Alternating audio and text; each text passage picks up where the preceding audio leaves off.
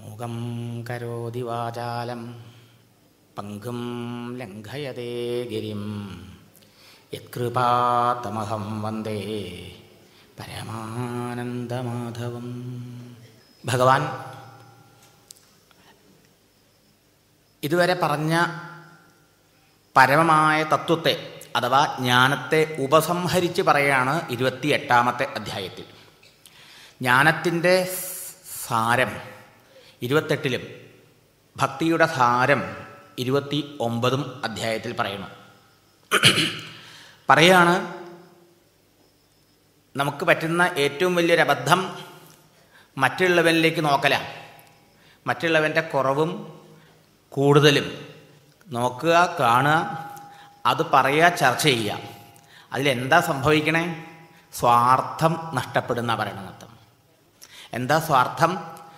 അവനവൻ്റെ സ്വരൂപം എന്താണെന്ന് അറിഞ്ഞ് ഉണർന്ന് അനുഭവിച്ച് മുക്തനാവാനാണ് നാം ഓരോരുത്തരും ഈ മനുഷ്യദേഹം എടുത്തു വന്നത്.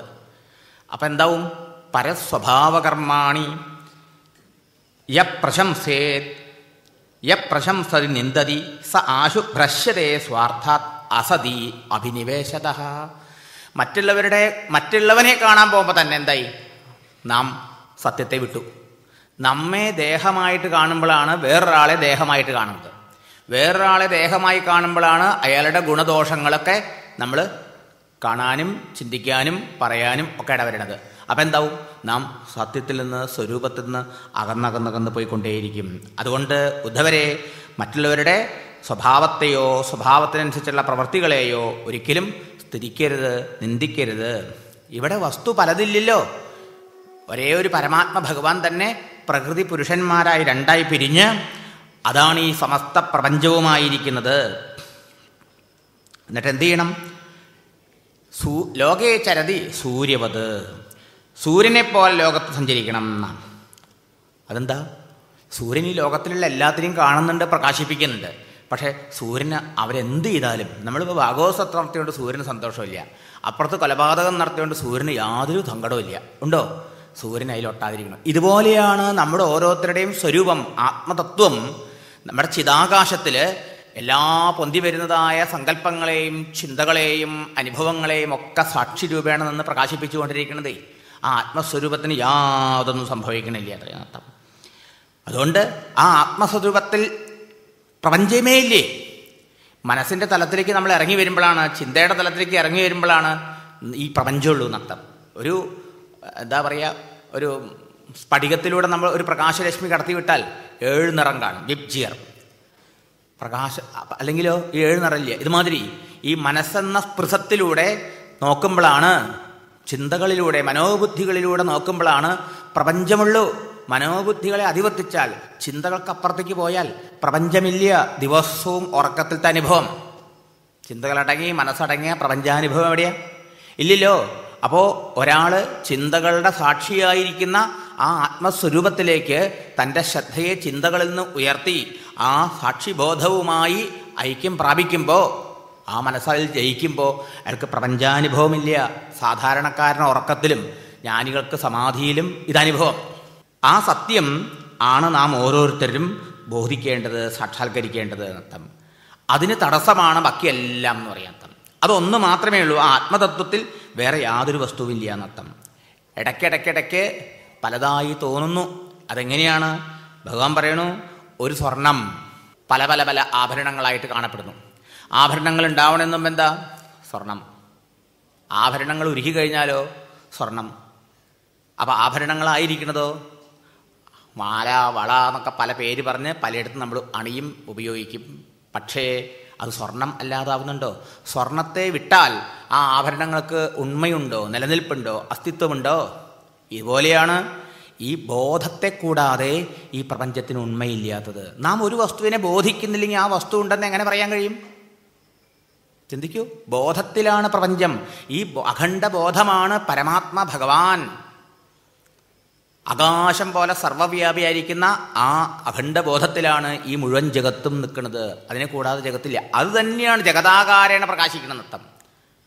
നോക്കണം, ആധുനിക ശാസ്ത്രം പോലും ഈ സത്യത്തെ അംഗീകരിക്കാൻ വെമ്പിക്കൊണ്ടിരിക്കുക. കാരണം അവർക്ക് പുറത്ത് സത്യം അന്വേഷിച്ചിട്ട് അവർക്ക് പിടികിട്ടിയിട്ടില്ല എന്നർത്ഥം അല്ലേ. ഒക്കെ ഊർജമാണ് പ്രപഞ്ചത്തിൻ്റെ പരമകാരണമെന്ന് കണ്ടെത്തിയിട്ട് അവർ ആ ശാസ്ത്രജ്ഞന്മാർക്ക് അതുകൊണ്ട് തൃപ്തി കിട്ടാതെ ഊർജത്തിൻ്റെ ഉറവിടമേത്, സോഴ്സ് എന്ന് അന്വേഷിക്കുക. അപ്പോൾ പലരും പറഞ്ഞു കോൺഷ്യസ്നെസ്, ഊർജത്തിന് ഇപ്പുറത്ത് ഊർജത്തെ അറിയുന്ന ബോധമേ ഉള്ളൂ, കോൺഷ്യസ്നെസ്സേ ഉള്ളൂ. അപ്പോൾ ഊർജമല്ലാതെ ഊർജത്തെ ബോധിച്ച കോൺഷ്യസ്നെസ് ഊർജമല്ല, അതിൽ നിന്നാണ് എല്ലാം ഉണ്ടാവണം എന്നർത്ഥം. നമ്മുടെ ഭക്തന്മാരുടെ ഭാഷയിൽ പറഞ്ഞാൽ ഭഗവാൻ എന്നെല്ലാം ഉണ്ടായി, ഭഗവാനിലെല്ലാം നിൽക്കുന്നു, ഭഗവാനിലെല്ലാം ലയിക്കുന്നു എന്നർത്ഥം. പക്ഷേ എല്ലാ മതങ്ങളും തന്നെ പറയണം ദൈവത്തിൽ നിന്നാണ് ജഗത്തുണ്ടായത്, ദൈവത്തിലാണ് ജഗത്ത് നിൽക്കുന്നത്, ദൈവത്തിലേക്കൊക്കെ പോണത്, ആ ദൈവത്തെ പ്രാപിക്കലാണ് ലക്ഷ്യം. പക്ഷേ നമ്മുടെ അധ്യാത്മശാസ്ത്രങ്ങളിൽ ആ ദൈവത്തിനെ ഇത്രയും ശാസ്ത്രീയമായ യുക്തികളിലൂടെ പറഞ്ഞു തന്ന മാതിരി മറ്റ് മതങ്ങളിലൊന്നുമില്ല എന്നുള്ളതാണ്. അവിടെ വിശ്വസിച്ചോണം, ഇല്ലെങ്കിൽ കഴുത്തു പോകും. നമ്മുടെ അവിടെ അങ്ങനെയല്ല.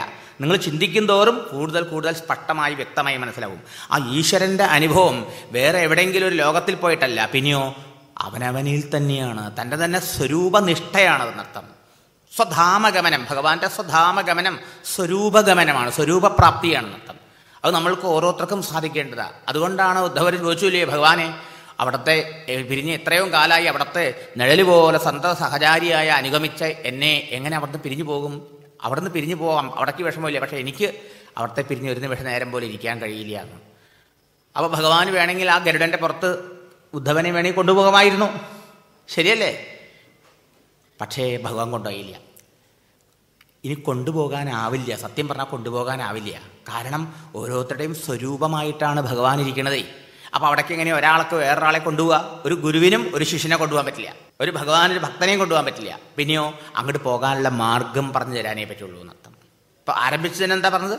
തൊന്തു സർവം പരിത്യജ്യ സ്നേഹം സ്വജനബന്ധുഷു മയി ആവേശ മനസ്സമ്യക്, എന്നിട്ട് ലോകത്തിൽ പൊക്കൊള്ളാനാ. ഈ ദൃശ്യമായി മനസ്സുകൊണ്ടോ ഇന്ദ്രിയങ്ങളെ കൊണ്ടോ അറിയപ്പെടുന്നതായിട്ട് എന്തൊക്കെയുണ്ടോ അതിലൊക്കെയാണെന്ന് നീ സത്യത്വ ബുദ്ധിയോടുകൂടി കുടുങ്ങിക്കിടക്കുന്നത്. അതിൻ്റെ ഗുണദോഷങ്ങളുടെ വിചാരത്തിലാണ് നീ ഭ്രമിച്ചിരിക്കുന്നത്. അതിനെ വിട്ടിട്ട് എന്ത് ചെയ്യണം? അതിനൊക്കെ ഉണ്മ കൊടുക്കുന്ന, അതിനൊക്കെ ബോധിക്കുന്ന, അതിനൊക്കെ അറിയുന്ന ആ ബോധസ്വരൂപിയായ ആത്മസ്വരൂപിയായ എന്നിൽ മനസ്സിനെ ഉറപ്പിക്കൂ. ഇതാണ് ഭഗവാൻ പറഞ്ഞത്. അതെങ്ങനെ സാധിക്കും? ഈ ദൃശ്യമായ ഇന്ദ്രിയവേദ്യമായതും മനോസുകൊണ്ട് അറിയപ്പെടുന്നതും എന്തൊക്കെയുണ്ടോ അതൊക്കെ നശ്വരം വിദ്യമാണ്. നശ്വരം എന്നറിയണം, ശാശ്വതം എന്ന് വിചാരിക്കുക നമ്മളിപ്പോഴേ. അപ്പോഴേ ഇതിലേക്ക് തിരിയുള്ളൂ എന്നർത്ഥം. അതുകൊണ്ട് ഈ കാണപ്പെടുന്നതെല്ലാം അസത്താണ്, ആദ്യന്തവത് അസത്ത്. ഇതാണ് യുക്തി. നോക്കണം, ഇങ്ങനത്തെ യുക്തിയൊന്നും സത്യത്തെക്കുറിച്ച് പറയുമ്പോൾ മറ്റ് ശാസ്ത്രങ്ങളിൽ കാണില്ല, അതിൻ്റെ മതങ്ങളിൽ കാണില്ല. ആദാ വന്ദേജ യത് നാസ്തി വർത്തമാനി അഭി തത് തഥാ എന്നാണ്. ആദിയിലും അവസാനത്തിലും ഇല്ലാത്ത വസ്തു വർത്തമാനകാലത്ത് നടുക്കും അങ്ങനെ തന്നെ എന്ന് പറഞ്ഞാലോ ഇല്ലാത്തത് തന്നെയെന്ന്. ആദിയിൽ എന്തുണ്ടോ അത് തന്നെയാണ് മധ്യത്തിലും, അത് തന്നെയാണ് അവസാനത്തിലും. എങ്കിൽ അത് സത്യം. ഭഗവാൻ പറഞ്ഞേക്കണു അഹമാദിശ്ച ഭൂതാനം, ഈ പ്രപഞ്ചത്തിൻ്റെ മുഴുവൻ്റെയും അഹമാദിശ്ച ഭൂതാനം മധ്യം അന്ത ഏവജ. മധ്യം എന്ന് പറഞ്ഞില്ലേ, അന്ത ഏവജ. ഞാനാണ് ഈ കാണപ്പെടുന്ന ഈ പ്രപഞ്ചത്തിൻ്റെയും ഈ ജീവജാലങ്ങളുടെയും മുഴുവൻ ആദിയും അന്തവും എന്ന് പറഞ്ഞാൽ എന്തർത്ഥം? നടുക്ക് ഈ ഭൂതജാലങ്ങളായി പലതരത്തിലുള്ള ജീവജാലങ്ങളായിരിക്കണം ഞാൻ തന്നെയാണ് എന്നാ. അതാണ് ഭഗവാൻ പറയുന്ന അർത്ഥം. ഇതെങ്ങനെ മനസ്സിലാക്കണം? ഭഗവാൻ പറയണു അതിനാണ് പല പല യുക്തികൾ നമുക്ക് തന്നിട്ടുണ്ട് എന്നർത്ഥം അല്ലേ. എന്തൊക്കെയാണത്? പ്രത്യക്ഷേണ അനുമാനേന നിഗമേന ആത്മസംവിത ആദ്യന്തവത് അസത് ജ്ഞാത്വ നിസ്സംഗോ വിചരേരിഹ. ഭഗവാൻ തുടങ്ങിയപ്പോൾ എന്ത് പറഞ്ഞോ അത് തന്നെ ഭഗവാൻ അവസാനം പറയണേ. നിസ്സംഗനായി പൊക്കോളൂ. പിന്നെ അയാൾക്ക് ഒരിടത്ത് ഇരിക്കേണ്ട ആവശ്യമില്ല, ഒന്നും ചെയ്യില്ല. എന്തൊക്കെയാണ്? 4 യുക്തികൾ അവരുടെ പറഞ്ഞു എന്നർത്ഥം. ഇത് ബോധിക്കാൻ വേണ്ടിയിട്ട്. ഒന്ന് പ്രത്യക്ഷം. എന്താ പ്രത്യക്ഷം? നമ്മൾ കാണുന്നു, കാണുന്ന വസ്തുക്കളൊന്നും ഒരുപോലെ എപ്പോഴും നിൽക്കണില്ല, നമ്മുടെ ദേഹം എപ്പോഴും ഒരുപോലെ ഇരിക്കണില്ല, നമ്മുടെ ചിന്തകൾ നിരന്തരം മാറിക്കൊണ്ടിരിക്കണു. അപ്പം ഇതൊരിക്കലും സ്ഥിരമല്ല, ശാശ്വതമല്ല. മാറുന്ന വസ്തു ശാശ്വതമല്ല, നശ്വരമാകുന്നു. ഇതൊക്കെ ദൃശ്യമാകുന്നു. ഇതിനറിയുന്ന ദൃക്ക് മാത്രമാണ് മാറാത്തത്. ആ ദൃക്കാണ് ഞാൻ, മാറാത്തതാണ് സത്യം. ഇനി അനുമാനം. യത് കൃതകം തത് നശ്വരം എന്നാണ് ശാസ്ത്രം. എന്തൊക്കെ നമ്മുടെ അധ്വാനത്തിൻ്റെ കർമ്മങ്ങളുടെ ഫലമായിട്ട് നമ്മൾ ഉണ്ടാക്കിയോ അതെല്ലാം, കർമ്മം ക്ഷണികമാണ്, ദേശകാലങ്ങളാൽ പരിമിതമാണ് ഏതൊരു പ്രവൃത്തിയും. അപ്പം അതിൻ്റെ ഫലവും പരിമിതമായിരിക്കും. അത് ഇവിടത്തെ നമുക്ക് അനുഭവമുണ്ട്.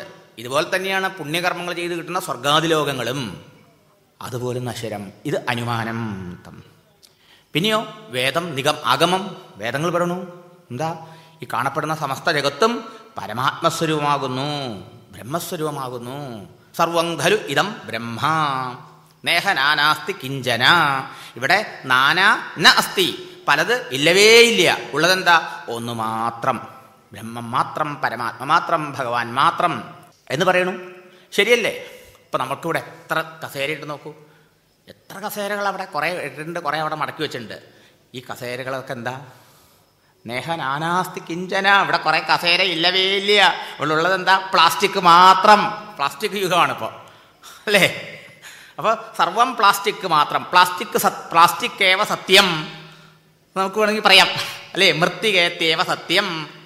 കുടം അന്നത്തെ പണ്ടത്തെ ഉദാഹരണം കുടം മണ്ണൊക്കെ. ഇന്നിപ്പോൾ മണ്ണിൻ്റെ പാത്രം ആരും ഉപയോഗിക്കണില്ല, പ്ലാസ്റ്റിക്കാണ് വീട്ടിലെല്ലാം. അപ്പോൾ പറയാം എന്താ ഉള്ളത്? പ്ലാസ്റ്റിക്കിൻ്റെ ടൂളുണ്ട്, പ്ലാസ്റ്റിക്കിൻ്റെ ഊണുമേശയുണ്ട്, പ്ലാസ്റ്റിക്കിൻ്റെ ചെയറുണ്ട്, ഒക്കെ ഉണ്ട്.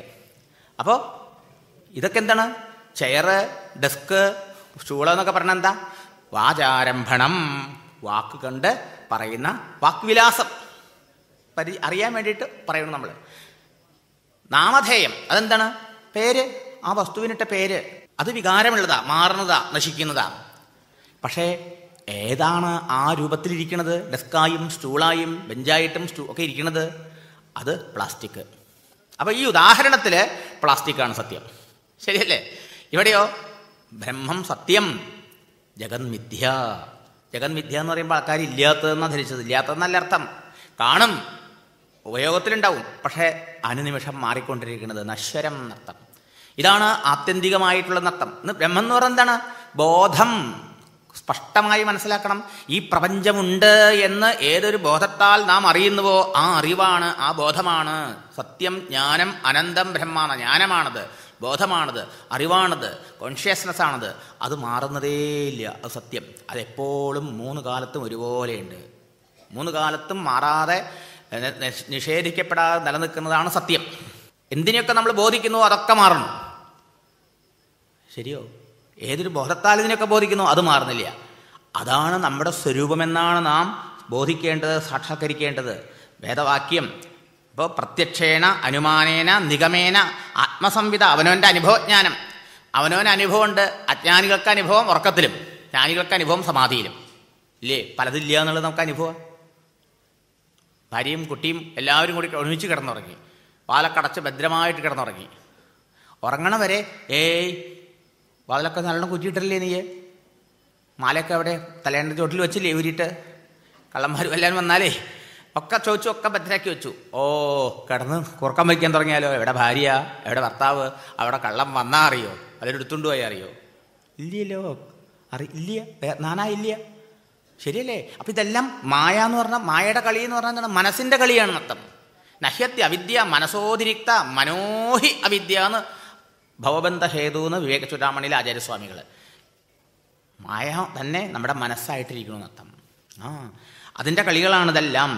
അതാണ് ഇങ്ങനെ ഈ യുക്തി കൊണ്ട് പ്രത്യക്ഷം, അനുമാനം, വേദം, വേദവാക്യങ്ങൾ, അതുപോലെ നമ്മുടെ അനുഭവം, ഇത് വച്ചിട്ട് ഈ ലോകം ആദ്യവും അന്തവുമുള്ളതാണ്. അതുകൊണ്ടോ അസത്, സത്യമല്ല എന്നർത്ഥം. എന്താണ് സത്യം? ആദിയും മധ്യവും അവസാനവും ഇല്ലാത്തത്. ആദിയിലും മധ്യത്തിലും അവസാനത്തിലുള്ളത് എന്ന് പറഞ്ഞാൽ എന്താ? കാലദേശാവധിഭ്യാം നിർമുക്തം നിത്യമുക്തം എന്ന് ഭഗവാനെ പറഞ്ഞതാണ് സത്യത്തെ. കാലത്തിനും ദേശത്തിനും അതീതം, എല്ലാ കാലത്തും ഉള്ളത്, എല്ലാ ദേശത്തും ഉള്ളത്, എല്ലാ വസ്തുവിലും ഉള്ളത്. കാലവും ദേശവും വസ്തുവും അതിലിരിക്കുന്നു, അത് പറയാവും നല്ലത്. അങ്ങനെയുള്ളതാണ് സത്യം. അതാണ് അങ്ങനെ ആ വസ്തു. അപ്പോൾ ഈ കണ്ണുകൊണ്ട് കാണുന്നതും ഇത് ഭഗവാൻ ആദ്യത്തിൽ പറഞ്ഞതാണേ. യരിതം മനസാ വാച ചക്ഷുഭ്യാം ശ്രവണാദിഭി നശ്വരം ഗൃഹ്യമാണം. എന്തൊക്കെ ഇന്ദ്രിയങ്ങളെ കൊണ്ട്, പഞ്ചേന്ദ്രിയങ്ങളെ കൊണ്ട് അറിയണ്ടോ? നശ്വരം, മാറുന്നതാണ്. മനസ്സുകൊണ്ട് അറിയുന്ന വിചാരങ്ങൾ, ചിന്തകൾ, വികാരങ്ങൾ, സുഖം, ദുഃഖാദികളൊക്കെ നശ്വരം. ഏതാ അനശ്വരം? ഇതൊക്കെ മാറണോന്ന് ഏതൊരു അറിവ് കൊണ്ട് അറിഞ്ഞോ അത് അനശ്വരം. അതിലേക്കാണ് നിന്റെ ശ്രദ്ധ ഉയരേണ്ടെന്നർത്ഥം. അതാണ് സത്യമെന്ന് ഉറപ്പുവരുത്തി അതിൽ മനസ്സുറപ്പിച്ചുകൊണ്ട് ലോകത്തിൽ ആസക്തി കൂടാതെ നിസ്സംഗനായി സഞ്ചരിക്കൂ. പിന്നെ ഒരു സ്ഥലത്തും സ്ഥിരമായിരിക്കേണ്ട ആവശ്യം തന്നെയില്ല എന്നർത്ഥം.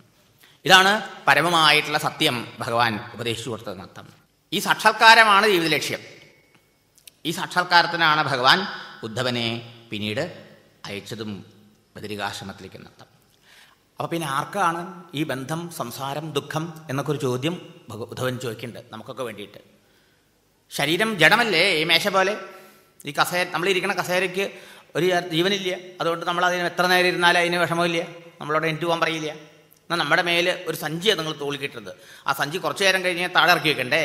ഈവൻ ഈ ഷോളും ഈ ഷർട്ടൊക്കെ കുറച്ച് കഴിഞ്ഞാൽ റൂമിൽ പോയി കഴിഞ്ഞാൽ ഊരിടില്ല. അപ്പോഴല്ലേ നമുക്ക് സ്വാതന്ത്ര്യമുള്ളൂ. പുറത്തെ ആൾക്കാർക്കുള്ളതുകൊണ്ട് ഇങ്ങനെ ഇട്ടുണ്ടെടുക്കുക നമ്മൾ. ശരിയല്ലേ? ചിന്തിക്കൂ. ജഡവസ്തുവിന് സുഖം ഉണ്ടാവാൻ വയ്യ, ദുഃഖം ഉണ്ടാവാൻ വയ്യ, ജന്മോ മരണോ ബന്ധോ മോക്ഷം ഉണ്ടാവാൻ വയ്യ. ശുദ്ധ ചൈതന്യത്തിനും ആത്മാവിന് ബന്ധമോക്ഷങ്ങൾ ഉണ്ടാവാൻ വയ്യ. പിന്നെ പാർക്ക ബന്ധവും മോക്ഷവും. അപ്പോഴാണ് പറഞ്ഞത്, ഏതുകാലം വരെ യാവൽ ദേഹേന്ദ്രിയ പ്രാണൈഹി ആത്മനസന്നികർഷണം സംസാരഃ ഫലവാൻ താവത്. എത്രത്തോളം കാലം ഈ ജഡമായ ദേഹം, ഇന്ദ്രിയങ്ങൾ, പ്രാണൻ, മനസ്സ്, ബുദ്ധി മുതലായ ഈ സംഘാതത്തിൽ, ഈ ഉപാധിയിൽ താതാത്മ്യം, അജ്ഞത കൊണ്ട്, നമ്മുടെ സ്വരൂപത്തിൻ്റെ വിസ്മൃതി കൊണ്ടുവന്ന ഈ താതാത്മ്യം നിലനിൽക്കുമോ അത്രത്തോളം കാലം ഇല്ലാത്തതാണ് സംസാരവും ദുഃഖവും ബന്ധുവെങ്കിലും നമുക്ക് ഉള്ളതായിട്ട് അനുഭവപ്പെടും. എങ്ങനെ? സ്വകാലേ സത്യവദ്ഭാതി പ്രബോധേ സതി അസത് ഭവേത്. സ്വപ്നത്തിൽ നമ്മൾ കാണുന്ന 1,00,000 1,00,00,000 മാരുതി കാറും കിട്ടി. എനിക്ക് ലോട്ടറി അടിച്ചു, സന്തോഷിച്ചു. ഞാൻ എന്തെല്ലാം പ്ലാൻ ചെയ്തൂലേ. ആ 1 കോടി മുടക്കിയിട്ട് എന്തൊക്കെ ചെയ്യാമെന്ന്, ബിസിനസ് ചെയ്യാം, അത് ചെയ്യാം, ഇത് ചെയ്യാം. ഉണർന്നപ്പോഴോ 1 കോടിയില്ല, മാരുതി കാറും ഇല്ല. ശരിയല്ലേ? അപ്പം കണ്ടതൊക്കെ സത്യമാണ്. അപ്പം പ്ലാൻ ചെയ്താ ഉണർന്നായില്ല എന്നർത്ഥം. പക്ഷേ ഉറക്കുമ്പത്തിലുണ്ട് അർത്ഥേഹി ഈ ഭാഗവത്തിൽ ആവർത്തിച്ച് പറഞ്ഞ ശ്ലോകം അത്. അർത്ഥേഹി അവിദ്യമാനേ അഭി സംസ്കൃതിർന്ന നിവർത്തതേ. വസ്തു വേണ്ട നമുക്ക്, പ്രപഞ്ചത്തിൻ്റെയും സംസാരത്തിൻ്റെയും സുഖദുഃഖത്തിൻ്റെയും അനുഭവം ഉണ്ടാവാൻ. പിന്നെന്തേ വേണ്ടു? സങ്കല്പേ വേണ്ടു, ചിന്തേ വേണ്ടു, സ്മരണേ വേണ്ടു. എന്താ തെളിവ്? സ്വപ്നെ അനർത്ഥാഗമോ യഥാ. മനോരാജ്യത്തിലും സ്വപ്നത്തിലും ഒന്നുമില്ലാണ്ട് മനസ്സിലിരുന്ന് ആലോചിച്ചുകൊണ്ടിരുന്നിട്ട് സങ്കടപ്പെടുന്നു, സന്തോഷിക്കുന്നുണ്ടല്ലോ നമ്മൾ. വല്ല പദാർത്ഥമുണ്ടോ? ഇതുപോലെയാണ് ഇപ്പോഴും. പദാർത്ഥമുണ്ടായിട്ടല്ല, പദാർത്ഥമില്ലേ വാസ്തവത്തിലുള്ളത് ഒരേ ഒരു സത്യ വസ്തു മാത്രം. അപ്പോൾ പിന്നെ ആർക്കാണ് ഇതൊക്കെ ഉള്ളത്? ഈ ദേഹാദികളെ ഞാനെന്ന് അഭിമാനിക്കുന്ന ആ അഹങ്കാരത്തിനാണ്. അഹങ്കാരസ്യ ദൃശ്യന്തേ ജന്മമൃത്യുച്ച ന ആത്മനഃ. ആത്മാവായ തനിക്ക് ജനനവും മരണവും സുഖവും ദുഃഖവും ബന്ധവും ഒന്നുമില്ല എന്നർത്ഥം. ഇതൊക്കെ അഹങ്കാരത്തിൻ്റെ. അഹങ്കാരലേ സുപ്തൗ ഭവേൽ ദേഹോപി അചേതനഃ. ഉറങ്ങുമ്പോൾ എന്താ? ആരുറങ്ങിയത്? ഞാൻ ഉറങ്ങി. ആരാ? ഈ അഹങ്കാരം, ഈ പ്രശ്നക്കാരൻ. എല്ലാ പ്രശ്നവും കൊണ്ടിറക്കണില്ലേ? സുഖം ദുഃഖം, മറ്റവൻ്റെ കുറവ് കൂടുതൽ ദോഷം, ഇതൊക്കെ കണ്ടുകൊണ്ടിരിക്കണം അവൻ ഉറങ്ങി. അപ്പോഴോ സംസാരമില്ലേ അവന്? ഞാനാണല്ലേ? അഹങ്കാരം ലയിച്ചു. അഹങ്കാര അർത്ഥവികാസമാണ് സ്വപ്നം. അവിടെ ഉണ്ടല്ലോ നമ്മളിൽ നിന്ന് അന്യമായിട്ടൊരു ലോകം. അവിടെയുണ്ട് ബന്ധു, മിത്രം, ശത്രു, സുഖം ദുഃഖമൊക്കെ. ഇനി ഉണർന്നാലോ അഹങ്കാരത്തിൻ്റെ പരിപൂർണമായ വിലാസമാണ്. അപ്പം അതേ ഉള്ളൂ. അപ്പം ഇതാർക്കാ? അഹങ്കാരത്തിന്. അപ്പം ദേഹേന്ദ്രിയ ഗുണാൻ കർമാണി അമലേ സച്ചിദാത്മനി അധ്യസ്യന്തി അവിവേകേന ഗഗനേ നീലദാതിവത്. ഭഗവാൻ ആചാര്യസ്വാമികൾ പറയാ. ഇതെങ്ങനെയാ? ആകാശത്തിന് നീലാകാശം, കർത്താകാശം, വെളുത്താകാശം എന്നൊക്കെ നമ്മൾ പറയണു. സ്പേസിന് വല്ല നിറമുണ്ടോ? ആകാശത്തിന് വല്ല നിറമുണ്ടോ? പക്ഷെ നമുക്ക് തോന്നാറില്ലേ? മുകളിലേക്ക് നോക്കുമ്പോൾ നമ്മൾ പറഞ്ഞു കറുത്തിരിക്കണു. കർമേഘം വരുമ്പോൾ കർത്താകാശം, കർമേഘമൊക്കെ ഒഴിഞ്ഞു പോയാലോ വെളുത്താകാശം, മേഘങ്ങൾ ഒളുത്തൂല്ല വെച്ചാലോ നീലാകാശം. ഈ അനന്തമായ ആകാശത്തിന്, ആ സ്പേസിന് ഏതെങ്കിലും നിറമുണ്ടോ? നിറങ്ങളെല്ലാം നാം അതിൽ കൽപ്പിക്കുന്നു, ആരോപിക്കുന്നു. ആകാശത്തിൻ്റെ സ്പേസിൻ്റെ യഥാർത്ഥ സ്വരൂപം അറിയുന്ന ഒരാളെ സംബന്ധിച്ചിടത്തോളം അയാൾ നീലയായിട്ട് കാണാം, കറുപ്പായിട്ട് കാണാം, വെള്ളയായിട്ട് കാണാം. പക്ഷേ കണ്ടുകൊണ്ട് അയാൾ മനസ്സിലാക്കണു സ്പേസ് കളർലെസ് ആണ്, നിറമില്ലാത്തതാണ്. അല്ലേ? ആകാശത്തിന് കളറില്ലാന്ന്. ഇതുപോലെ അപ്പം ഈ അറിവില്ലാത്തവരെ എങ്ങനെയാണോ ഒരു രൂപവും നിറമൊന്നുമില്ലാത്ത ആകാശത്തിന് ഈ കളറുകൾ കൽപ്പിക്കുന്നത് അഥവാ ആരോപിക്കുന്നത്, ഇതുപോലെയാണ് ദേഹധർമ്മങ്ങൾ, ഇന്ദ്രിയധർമ്മങ്ങൾ. ദേഹേന്ദ്രിയ ഗുണങ്ങളെന്താ? തടിച്ചു, മെലിഞ്ഞു, ഞാൻ രോഗി, ഞാൻ ആരോഗ്യവാൻ, ഞാൻ ധനികൻ, ഞാൻ ദരിദ്രൻ, ഇങ്ങനെയുള്ള ശരീരധർമ്മങ്ങളെ, അതിൻ്റെ ഗുണങ്ങളെയൊക്കെ ആ നിർമ്മലമായ ഈ ശരീരത്തെയും അതിൻ്റെ ധർമ്മങ്ങളെയും അറിയുന്ന, ബോധിക്കുന്ന, സാക്ഷിയാകുന്ന ആത്മാവാകുന്ന തന്നിൽ ആരോപിക്കുന്നു, കൽപ്പിക്കുന്നു. എന്താ ആരോപിക്കാൻ കാരണം? എപ്പോഴും നമ്മൾ ആലോചിക്കാം.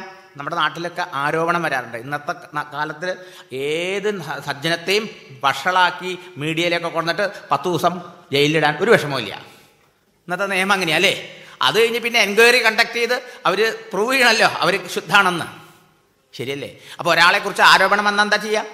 ഉടനെ എൻക്വയറി കമ്മീഷൻ വെച്ചു അല്ലേ? പിന്നെ എൻക്വയറി ചെയ്തു നടത്തും, അന്വേഷണം നടത്തി. ഇവിടെ ഈ എൻക്വയറി ചെയ്യണം, ഇവിടെ ആരോപണം വന്നിരിക്കും ഓൾറെഡി.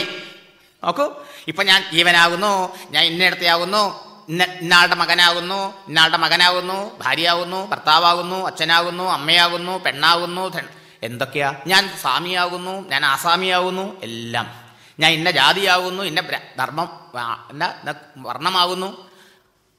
എല്ലാ ആശ്രമാഭിമാനം, വർണ്ണാഭിമാനം, എല്ലാ അഭിമാനവും ദേഹാഭിമാനേ തിഷ്ഠതി. എവിടെ നിൽക്കണത്? ആത്മാവിൽ ഇതൊന്നുമില്ല. എല്ലാം ഈ ദേഹമാണ് ഞാനെന്നുള്ള അഭിമാനത്തിലാണ് എല്ലാം നിൽക്കുന്നത്. ദേഹാഭിമാനമാണ് അഹങ്കാരം എന്ന് പറയുന്നത്. അതിലാണ് എല്ലാം ഈ സംസാരമേ നിലനിൽക്കുന്നത് എന്ന്. അത് പോകണമെങ്കിലോ ആ അഹങ്കാരത്തിന് പോലും ഉൽപ്പത്തിയും ക്ഷയവുമുണ്ട്, ഉദയവും അസ്തമയവുമുണ്ട്, വരവും പോക്കുമുണ്ട്. ആ അഹങ്കാരത്തിൻ്റെ പോലും ഉറവിടം, സോഴ്സ്, അതിന് പോലും സാക്ഷിയായിരുന്ന, അതിൻ്റെ വരവിനെയും പോക്കിനെയും പ്രകാശിപ്പിക്കുന്ന, അതിൻ്റെ സുഖത്തെയും ദുഃഖത്തെയും ഒക്കെ കാണുന്ന ആ ആത്മസ്വരൂപത്തെ തിരിച്ചറിയണം. അതാണ് ആ തിരിച്ചറിവിൽ അത് മാത്രമേ ഉള്ളൂ. അതുവരെ നമുക്ക് സ്വപ്നം കാണുന്ന പോലെ എന്നർത്ഥം. അപ്പം ഏതുവരെ സംസാരം ഉണ്ടാവും? അഹങ്കാരം ഉള്ളിടത്തോളം കാലം, ദേഹേന്ദ്രിയാദികളോട് താതാത്മ്യം പ്രാപിച്ചുകൊണ്ടിരിക്കുന്നിടത്തോളം കാലം ദേഹധർമ്മങ്ങൾ ആരോപിച്ചു. ഇന്ദ്രിയ ധർമ്മങ്ങൾ, ഞാൻ കണ്ണിന് കുറച്ച് കാഴ്ചയിലുണ്ടായി, ഒരു കണ്ണ് കാണാണ്ടായി, അയ്യോ ഞാൻ അന്ധനായില്ലോ, സങ്കടമായി. ഞാൻ ബധിരനായില്ലോ, അപ്പോൾ സങ്കടമായി, ദുഃഖമായി. ഇന്ദ്രിയങ്ങളുടെ കഴിവ് കുറയും. മനോധർമ്മങ്ങൾ, മനസ്സിൻ്റെ ധർമ്മങ്ങളാ സുഖം ദുഃഖമൊക്കെ, അതും അജ്ഞാനാത് മാനസോപാധേഹേ കർത്തൃത്വാദീനിച്ച ആത്മനി. ആ മനസ്സിൻ്റെ ധർമ്മമാണ് ഞാൻ ആണ് ചെയ്യണു, എനിക്ക് അങ്ങനെ വന്നു, ഞാൻ സുഖി, ഞാൻ ദുഃഖി. ഇതൊക്കെയല്ലേ ഇപ്പം നമ്മുടെ വിചാരം. ഇതൊക്കെ പരമാർത്ഥമോ? ഇതൊക്കെ അപരമാർത്ഥം. പരമാർത്ഥം എന്താ? പരമാർത്ഥം ഇതൊന്നും എൻ്റെ ധർമ്മങ്ങളല്ല. ഇത് ശരീരധർമ്മം, ഇത് ഇന്ദ്രിയധർമ്മം, ഇത് മനോധർമ്മം, ഇത് ബുദ്ധിധർമ്മം. ഞാൻ ഇതിനെ മുഴുവൻ കാണുന്ന സാക്ഷി. ഞാനോ സച്ചിത് ആനന്ദസ്വരൂപൻ. ഞാൻ എപ്പോഴും ഉണ്ട്, മാറാതെ. അഹമസ്മി സദാ, ഞാൻ എപ്പോഴും ഉണ്ട്, ഞാനെന്ന ബോധം. ഭാമി അറിയുന്നു, ഞാനുണ്ടെന്നറിയണു, മനസ്സുണ്ടെന്നറിയണു, ചിന്തയുണ്ടെന്നറിയണു, സുഖമുണ്ടെന്നറിയണു, ദുഃഖമുണ്ടെന്നറിയണു, ദേഹമുണ്ടെന്നറിയണു, ലോകമുണ്ടെന്നറിയണു, അല്ലേ? കഥാചിന്നാഹം അപ്രിയ. എനിക്ക് ഒരിക്കലും പിടിക്കാണ്ട് വരില്ല. എനിക്ക് നിങ്ങളെ പിടിക്കാണ്ട് വരാം, നിങ്ങൾക്ക് എന്നെ പിടിക്കാണ്ട് ആവും. പക്ഷേ അവനെ പിടിക്കാണ്ടാവുമോ? ഇഷ്ടമല്ലേ ഉണ്ടാവുമോ? എനിക്ക് ഏറ്റവും കൂടുതൽ നിങ്ങളെ എന്നൊക്കെ വെറുതെ പറയുക നമ്മൾ. നമുക്ക് ഓരോരുത്തർക്കും ഏറ്റവും കൂടുതൽ ഇഷ്ടം ആരെയാ? നമ്മളെ തന്നെയാണ്. അതിൻ്റെ അർത്ഥം എന്താ? ഞാൻ ആനന്ദസ്വരൂപൻ. പരമപ്രേമം ആത്മനി ഈക്ഷതയെന്നാണ്. പരമപ്രേമം ലോകത്തിലൊരു വസ്തുവിലും നാം ആർക്കും ഇതുവരെ കണ്ടിട്ടില്ല. അത്രയാണ് എന്നോട് ഇഷ്ടം. പഞ്ചാരയാണ്, ശർക്കരയാണെന്ന് പറഞ്ഞ ആൾ പോലും അവനവൻ്റെ ഇഷ്ടത്തിന് വിരുദ്ധമായിട്ട് പ്രവർത്തിക്കാൻ തുടങ്ങിയാലോ ഉപേക്ഷിച്ചു. അപ്പോഴോ ഇഷ്ടം എവിടെ പോയി? ഇഷ്ടക്കേടായി. അതിൻ്റെ അർത്ഥം അവരോടല്ല ഇഷ്ടം. അവരോടുള്ള ഇഷ്ടം പോലെ എന്താ? അവരെ കൊണ്ട് ഗുണം ഉണ്ടാവും എന്നുള്ളത് കൊണ്ടാ, സുഖം കിട്ടുന്നിട്ടാ, അല്ലേ? ഏതൊരു വസ്തുവിനെ നമ്മൾ ഇഷ്ടപ്പെടുന്നതും സുഖം കിട്ടും എന്നുള്ള വിചാരം കൊണ്ടാ. ഏറ്റവും കൂടുതൽ നമ്മൾ ഇഷ്ടപ്പെടുന്ന വസ്തു അവൻ്റെ ഏറ്റവും കൂടുതൽ സുഖത്തിൻ്റെ ഉറവിടം. ഏറ്റവും കൂടുതൽ ഇഷ്ടം നമ്മളോടല്ലേ? നമുക്ക് വേണ്ടിയല്ലേ ഈ ലോകത്തിലുള്ള വീട്, കാറ്, ബന്ധു, മിത്രം, അല്ലേ? നോക്കണം, ഇതൊക്കെ പച്ചയായിട്ടുള്ള കാര്യമാണ്. അരേ മൈത്രേയി ആത്മനസ്തു കാമായ സർവം പ്രിയം ഭവതി ന പത്തി പ്രിയായ പതി പ്രിയോ ഭവതി. കല്യാണം കഴിച്ച് ഭർത്താവിനെ സന്തോഷമായിട്ട് ഇങ്ങനെ ഞാൻ സൂക്ഷിച്ചു കൂടാൻ വെച്ചിട്ടല്ല. ഭർത്താവിനെ കൊണ്ട് എനിക്ക് എന്തെങ്കിലുമൊക്കെ സാധിക്കും, എനിക്ക് കുറച്ച് സുഖം കിട്ടും, ഭാര്യയെ കൊണ്ട് എനിക്ക് കുറച്ച് സുഖം കിട്ടും എന്ന വിചാരം കൊണ്ടാ. കുട്ടികളുണ്ടായ എനിക്ക് സുഖം കിട്ടും, വീടുണ്ടായ സുഖം കിട്ടും, കാറുണ്ടായ സുഖം കിട്ടും എന്നുള്ളതുകൊണ്ടാ. ഇവിടെ ഒരു വസ്തുവും അതിനു വേണ്ടിയിട്ടല്ല. ആത്മനസ്തുകാമായ അവനവന് വേണ്ടിയിട്ടാണ്. ഈ അവനവനാരെന്നുള്ള കാര്യത്തിലാണ് നമുക്ക് ഓൾറെഡി അധ്യാസം സംഭവിച്ചിരിക്കുക, തെറ്റിദ്ധാരണ സംഭവിച്ചിരിക്കുക. ഇതിലാണ് ഈ ലോകം പോയിക്കൊണ്ടിരിക്കുന്നതേ. ഈ ദൃശ്യമായ ദേഹേന്ദ്രിയാദികളെ ദ്രഷ്ടാവായ താനെന്ന് തെറ്റിദ്ധരിച്ചിരിക്കുക എന്നർത്ഥം. അതുകൊണ്ട് തിരിച്ചറിയണം, ഇതൊക്കെ മാറണതാണ്, ഇതൊക്കെ ദൃശ്യമാണ്, ഇതൊക്കെ ആദിയും അന്തവുമുള്ളതാണ്, ഇതൊക്കെ അസത്താണ്, സത്യമല്ല. സത്ത് ഇതിനൊക്കെ അറിയുന്ന സാക്ഷിയായ ബോധമാണ്, അതാണ് ഞാൻ. അതുകൊണ്ട് ഏതുവരെ ഇത് മറന്ന് ഈ ദേഹാദികളിൽ അഭിമാനം ഉണ്ടോ നമുക്ക്, ഇതൊക്കെ ഞാനെന്ന വിചാരം ഉണ്ടോ, അത്രത്തോളം കാലം തൻ്റെ സ്വരൂപബോധത്തെ തടസ്സം നേരിട്ടു. ദേഹത്തിൻ്റെ ജന്മം എൻ്റെ ജന്മം, അതിൻ്റെ മരണം എൻ്റെ മരണം, ഞാൻ വയസ്സനായാലോ, ഞാൻ രോഗിയായാലോ, എന്നെ ആരും നോക്കല്ലാണ്ടായാലോ, അനേകം ദുഃഖങ്ങൾക്ക് കാരണമായി എന്നർത്ഥം. ഇതൊക്കെ നമുക്ക് അനുഭവിക്കേണ്ടി വരുന്നു. അതിൻ്റെ ഫലമായിട്ട് പല ശരീരങ്ങളും എടുക്കേണ്ടി വരുന്നത്. എല്ലാത്തിനും കാരണം ഇതാ. അത് നീക്കാൻ എന്താ വഴി? അത് നീക്കാനുള്ള വഴി ഭഗവാനെ ഭക്തിപൂർവ്വം, പരമഗുരുവായ ഭഗവാനെ ഭക്തിപൂർവ്വം ഉപാസിക്കുകയാണ്. അമൂലമേതദ് ബഹുരൂപരൂപിതം മനോവച പ്രാണശരീരകർമ്മ ജ്ഞാനാസിന ഉപാസനയാ ശിതേന ചിത്വാ മുനിർ ഗാം വിചരതി അതൃഷ്ണ. എന്താ വേണ്ടത്? നമ്മുടെ പരമഗുരു ഭഗവാൻ, ആ ഭഗവാനുള്ള പരമപ്രേമം, ഈശ്വരൻ ഭക്തിപൂർവ്വം ഉപാസിക്കണം. അവിടെ നാമം ജപിക്കണത്, കഥ പറയണത്, ഞാൻ കഥ പറയണത്, നിങ്ങൾ കഥ കേൾക്കണത്, സത്രം നടത്തണത് എന്ന് വേണ്ട, സവകർമ്മങ്ങൾ നമ്മൾ ചെയ്യണത്, തീർത്ഥാടനം ചെയ്യണത്, ക്ഷേത്രാടനം ചെയ്യണത് എന്ന് വേണ്ട, മതത്തിൻ്റെ പേരിൽ എന്തെല്ലാം ചെയ്യുന്നുണ്ടോ ഇതെല്ലാം നമുക്ക് ഭക്തി ഉണ്ടാവാൻ, ഈശ്വര സന്തോഷത്തിന് വേണ്ടി ഈശ്വരാരാധനമായി അനുഷ്ഠിച്ച് അങ്ങനെ നമ്മുടെ മനസ്സിന് ഭക്തി വന്ന് ശുദ്ധി വന്നാൽ ആ ശുദ്ധമായ ആ മനസ്സിൽ ആണ് ഞാൻ ദൃശ്യമല്ല ദൃക്കാകുന്നു, ഈ മാറുന്നതൊന്നുമല്ല, ഈ മാറ്റങ്ങളെ കാണുന്ന ആ ബോധസ്വരൂപമാകുന്നു എന്നുള്ള ബോധം ഉറക്കുക. അതാണ് ജ്ഞാനം എന്ന് പറയണത്. അതിന് വാളോട് ഉപമിച്ചിരിക്കുക. വാളുകൊണ്ട് ഇതിനെ മുറിച്ച് കളയാനൊക്കെ കാവ്യാത്മകമായ ഭാഷയിൽ പറഞ്ഞു എന്ന് മാത്രം അർത്ഥം. ഇതാ പരമാർത്ഥം, ഇതാണ്, അതല്ലാതെ വേറൊരു സത്യമില്ല എന്നാണ്. ഇതെല്ലാം ഭഗവാൻ ഒരിക്കൽ ഈ ബോധം വന്ന ഒരാളെ സംബന്ധിച്ചിടത്തോളം ലോകത്തിൽ പിന്നെ അയാൾക്ക് ഒന്നിനോടും യാതൊരു ബന്ധവും വരാനില്ല എന്നർത്ഥം. അയാൾ ഇതിനൊക്കെ അതീതനാണ്. ഇതാണ് ഭഗവാന് പറയാനുള്ളത്. ഇത്രയും പരമമായ സത്വത്തെക്കുറിച്ച്, എങ്ങനെ സ്വപ്നത്തിൽ നിന്ന് ഉണർന്ന ഒരാളെ സംബന്ധിച്ചിടത്തോളം സ്വപ്നത്തിൽ തൻ്റെ കുട്ടികൾ നഷ്ടപ്പെട്ടു, ഭാര്യ നഷ്ടപ്പെട്ടു, സ്വത്ത് നഷ്ടപ്പെട്ടു, പക്ഷെ ഉണർന്ന സങ്കടമില്ലാത്തതുപോലെ ഒരിക്കൽ ഈ ആത്മബോധത്തിലേക്ക് ഉണർന്ന ജീവൻ മുക്തന് ഈ ദേഹത്തിൽ ഇരുന്നുകൊണ്ടോ ഈ ദേഹം കൊണ്ട് ലോകത്തിൽ വ്യവഹരിച്ചതുകൊണ്ടോ ഒന്നും വരാൻ പോണില്ല, താതാത്മ്യമില്ലാത്തതുകൊണ്ട്. വേറെടുത്ത് ഭഗവാൻ പറഞ്ഞു 2 അവസ്ഥയാണ്. ഒന്ന് സ്വപ്നാത് യഥാ ഉത്ഥിത, ഒരാൾ സ്വപ്നത്തിൽ നിന്ന് ഉണർന്നിട്ട് സ്വപ്നത്തെക്കുറിച്ച് ആലോചിക്കണ മാതിരി. മറ്റൊരാളോ സ്വപ്നത്തിൽ ഇരുന്നു കൊണ്ട് സ്വപ്നത്തിലെ വിഷമങ്ങളെ അനുഭവിക്കണ മാതിരി എന്നർത്ഥം. ദേഹസ്ഥോപിന ദേഹസ്ഥ വിദ്വാൻ യഥാ സ്വപ്നാത് യഥാ ഉത്ഥിത. വിദ്വാൻ ദേഹത്തിലിരുന്നാലും ദേഹമല്ല അയാൾ. അജ്ഞാനിയോ അയാളും ദേഹമല്ല. അദേഹസ്ഥോപി ദേഹസ്ഥ കുമതി സ്വപ്നദൃക് യഥാ. അവിവേകിയായാൾ, അജ്ഞാനിയായാൾ താൻ സ്വപ്നത്തിൽ വിഷം ദുഃഖങ്ങൾ അനുഭവിക്കുന്ന സത്യമെന്ന പോലെ ഇതൊക്കെ അനുഭവിച്ചുകൊണ്ടിരിക്കണം. അപ്പം ഇതിന് വഴി എന്താ? പരിഹാരം ഭഗവാൻ പറയണത് ഉണരലാണ് വഴി. ഏതാ ഉണരാനുള്ള വഴി? ആദ്യന്തവത് അസത് ജ്ഞാത്വ. വളരെ ഭയങ്കരമായ പവർഫുൾ ഒരു പ്രയോഗമാണ്, യുക്തിയാണ് അല്ലേ. ആദ്യം അന്തോ ഉണ്ടോ അസത്ത്. ഇതന്നെ ഈ ഉപദേശിക്കുന്ന കൃഷ്ണ ഭഗവാൻ ഇതൊക്കെ തന്നെ ഗീതയിലും പറഞ്ഞേക്കണം കേട്ടോ. ആദ്യന്തവന്ത കൗന്ദേയ നത്തേഷു രമതേ ബുധഃ. ബുദ്ധിമാന്മാര് ആദ്യം അന്തമുള്ള വസ്തുക്കൾ നശ്വരമാണ്, ദുഃഖത്തിനെ അതിമ പിടിച്ചാൽ കാരണാവുള്ളൂ എന്ന് പറഞ്ഞിട്ട് അതിൻ്റെ പുറകെ പോലില്ല. അതുകൊണ്ടോ അനിത്യം അസുഖം ലോകം ഇമം പ്രാപ്യ ഭജസ്വ മാം. പറഞ്ഞോ ഭഗവാൻ, ഈ ലോകം അനിത്യം, അനുനിമിഷം മാറുന്നത്, ദേഹാദി പ്രപഞ്ചം മുഴുവൻ മാറിക്കൊണ്ടിരിക്കുന്നത്. ഇതിന് സാക്ഷിയായ ഭഗവാൻ കൃഷ്ണൻ മാത്രം നശിക്കാത്ത വസ്തു, ഗുരുവായൂരപ്പൻ മാത്രം നശിക്കാത്ത വസ്തു. അതുകൊണ്ടോ ഭജസ്വമാം, എന്നെ ഭജിക്കൂ, എന്നെ ആശ്രയിക്കൂ, എൻ്റെ സ്മരണ നിരന്തരം മനസ്സിൽ നിലനിർത്തൂ, അതിലുറയ്ക്കാൻ ശ്രമിക്കൂ എന്നർത്ഥം. ഇങ്ങനെ ഉപദേശം കൊടുത്തു. നോക്കണം, എന്തിനാ ഭഗവാൻ ഉപദേശം കൊടുത്തത്? ഭവഭയമപഹന്തും. പരമഭയം, ഏറ്റവും വലിയ ഭയം ഞാൻ ചാവൂലോ, ഞാൻ ഇല്ലാണ്ടാവൂലോ എന്നുള്ള ഭയം. നമുക്ക് മറ്റു ഭയങ്ങളൊക്കെ ഇതിൽ അടങ്ങും. വിജ്ഞാനസാരം, ഈ മരണഭയത്തെ, സംസാരഭയത്തെ, ദുഃഖത്തെയൊക്കെ ഇല്ലാണ്ടാക്കി തീർക്കാൻ വേണ്ടി ജ്ഞാനത്തിൻ്റെയും വിജ്ഞാനത്തിൻ്റെയും, ഒന്ന് അറിവ്, ഒന്ന് അനുഭവം. ജ്ഞാനം അറിവ്, മറ്റത് അനുഭവം വിജ്ഞാനം. അതിൻ്റെ സാരമായ വേദസത്വത്തെ നിഗമകൃത് ഉപജഹ്രേ ഭൃംഗവത് വേദസാരം. വണ്ട് പുഷ്പങ്ങളിലൊക്കെ അങ്ങനെ പോയിട്ട് അതിൻ്റെ എസൻസ്, സാരമായ തേനെ എടുത്തുകൊണ്ടില്ലേ, ഇതുപോലെ ഭഗവാൻ ഈ വേദാന്ത സാരം മുഴുവനും കടഞ്ഞെടുത്ത് ഉദ്ധവൻ മുഖാന്തരം നമുക്ക് തന്നതാണ് ഈ ഏകാദശം. ഈ 28-ാം അധ്യായത്തോടെ കഴിഞ്ഞു ആ ഉപദേശം മൊത്തം. ഇനി അത് വീണ്ടും പ്രായോഗികമാക്കാൻ വിഷമെന്ന് പറഞ്ഞപ്പോഴാണ് ഭഗവാൻ 29-ാം അധ്യായം പറയണത് അല്ലേ. പണ്ട് ദേവന്മാരുടെ ജരാനരകളൊക്കെ നീക്കാൻ വേണ്ടിയിട്ട് അവർ തന്നെ ആശ്രയിച്ചപ്പോഴോ അമൃതമുദതിതശ്ചാപായൽ ഭൃത്യവർഗാൻ, അമൃതസമുദ്രം കടഞ്ഞെടുത്ത് ഭഗവാൻ ദേവന്മാർക്ക് ആ പാലാഴി കടഞ്ഞെടുത്ത് അമൃത് കൊടുത്തു. ഇതുപോലെ വേദാന്ത സമുദ്രം കടഞ്ഞെടുത്ത ജ്ഞാനാമൃതമാണ് എന്ത്? ഈ ഉദ്ധവഗീത. അത് നമുക്ക് തന്ന പുരുഷ ഋഷഭമാദ്യം കൃഷ്ണസപ്ഞം നതോസ്മി. ആ പരമഗുരുവായ ഭഗവാനെ, ശ്രീകൃഷ്ണനെ, ഗുരുവായൂരപ്പനെ നമസ്കരിക്കാം. ഇത്രയും കേട്ടപ്പോൾ പരമാർത്ഥ നിരൂപണം എന്ന് പറഞ്ഞാൽ 28-ാം അധ്യായം ശരിക്കും അത് മാത്രം പഠിച്ചാൽ എല്ലാ വേദാന്ത സാരമായി ശരിക്കും. ഭഗവാനെ, ഉദ്ധവൻ ഭഗവാനെ കാൽക്ക പിടിഞ്ഞുകൊണ്ട് പറയുക, ഭഗവാനെ അവിടുന്ന് ഉപദേശിച്ചത് എനിക്ക് കാര്യമൊക്കെ ബുദ്ധി കൊണ്ടൊക്കെ മനസ്സിലായി. പക്ഷേ ഭഗവാനെ ഇത് പ്രായോഗികമാക്കാൻ വളരെ വിഷമം. എന്താ കാരണം?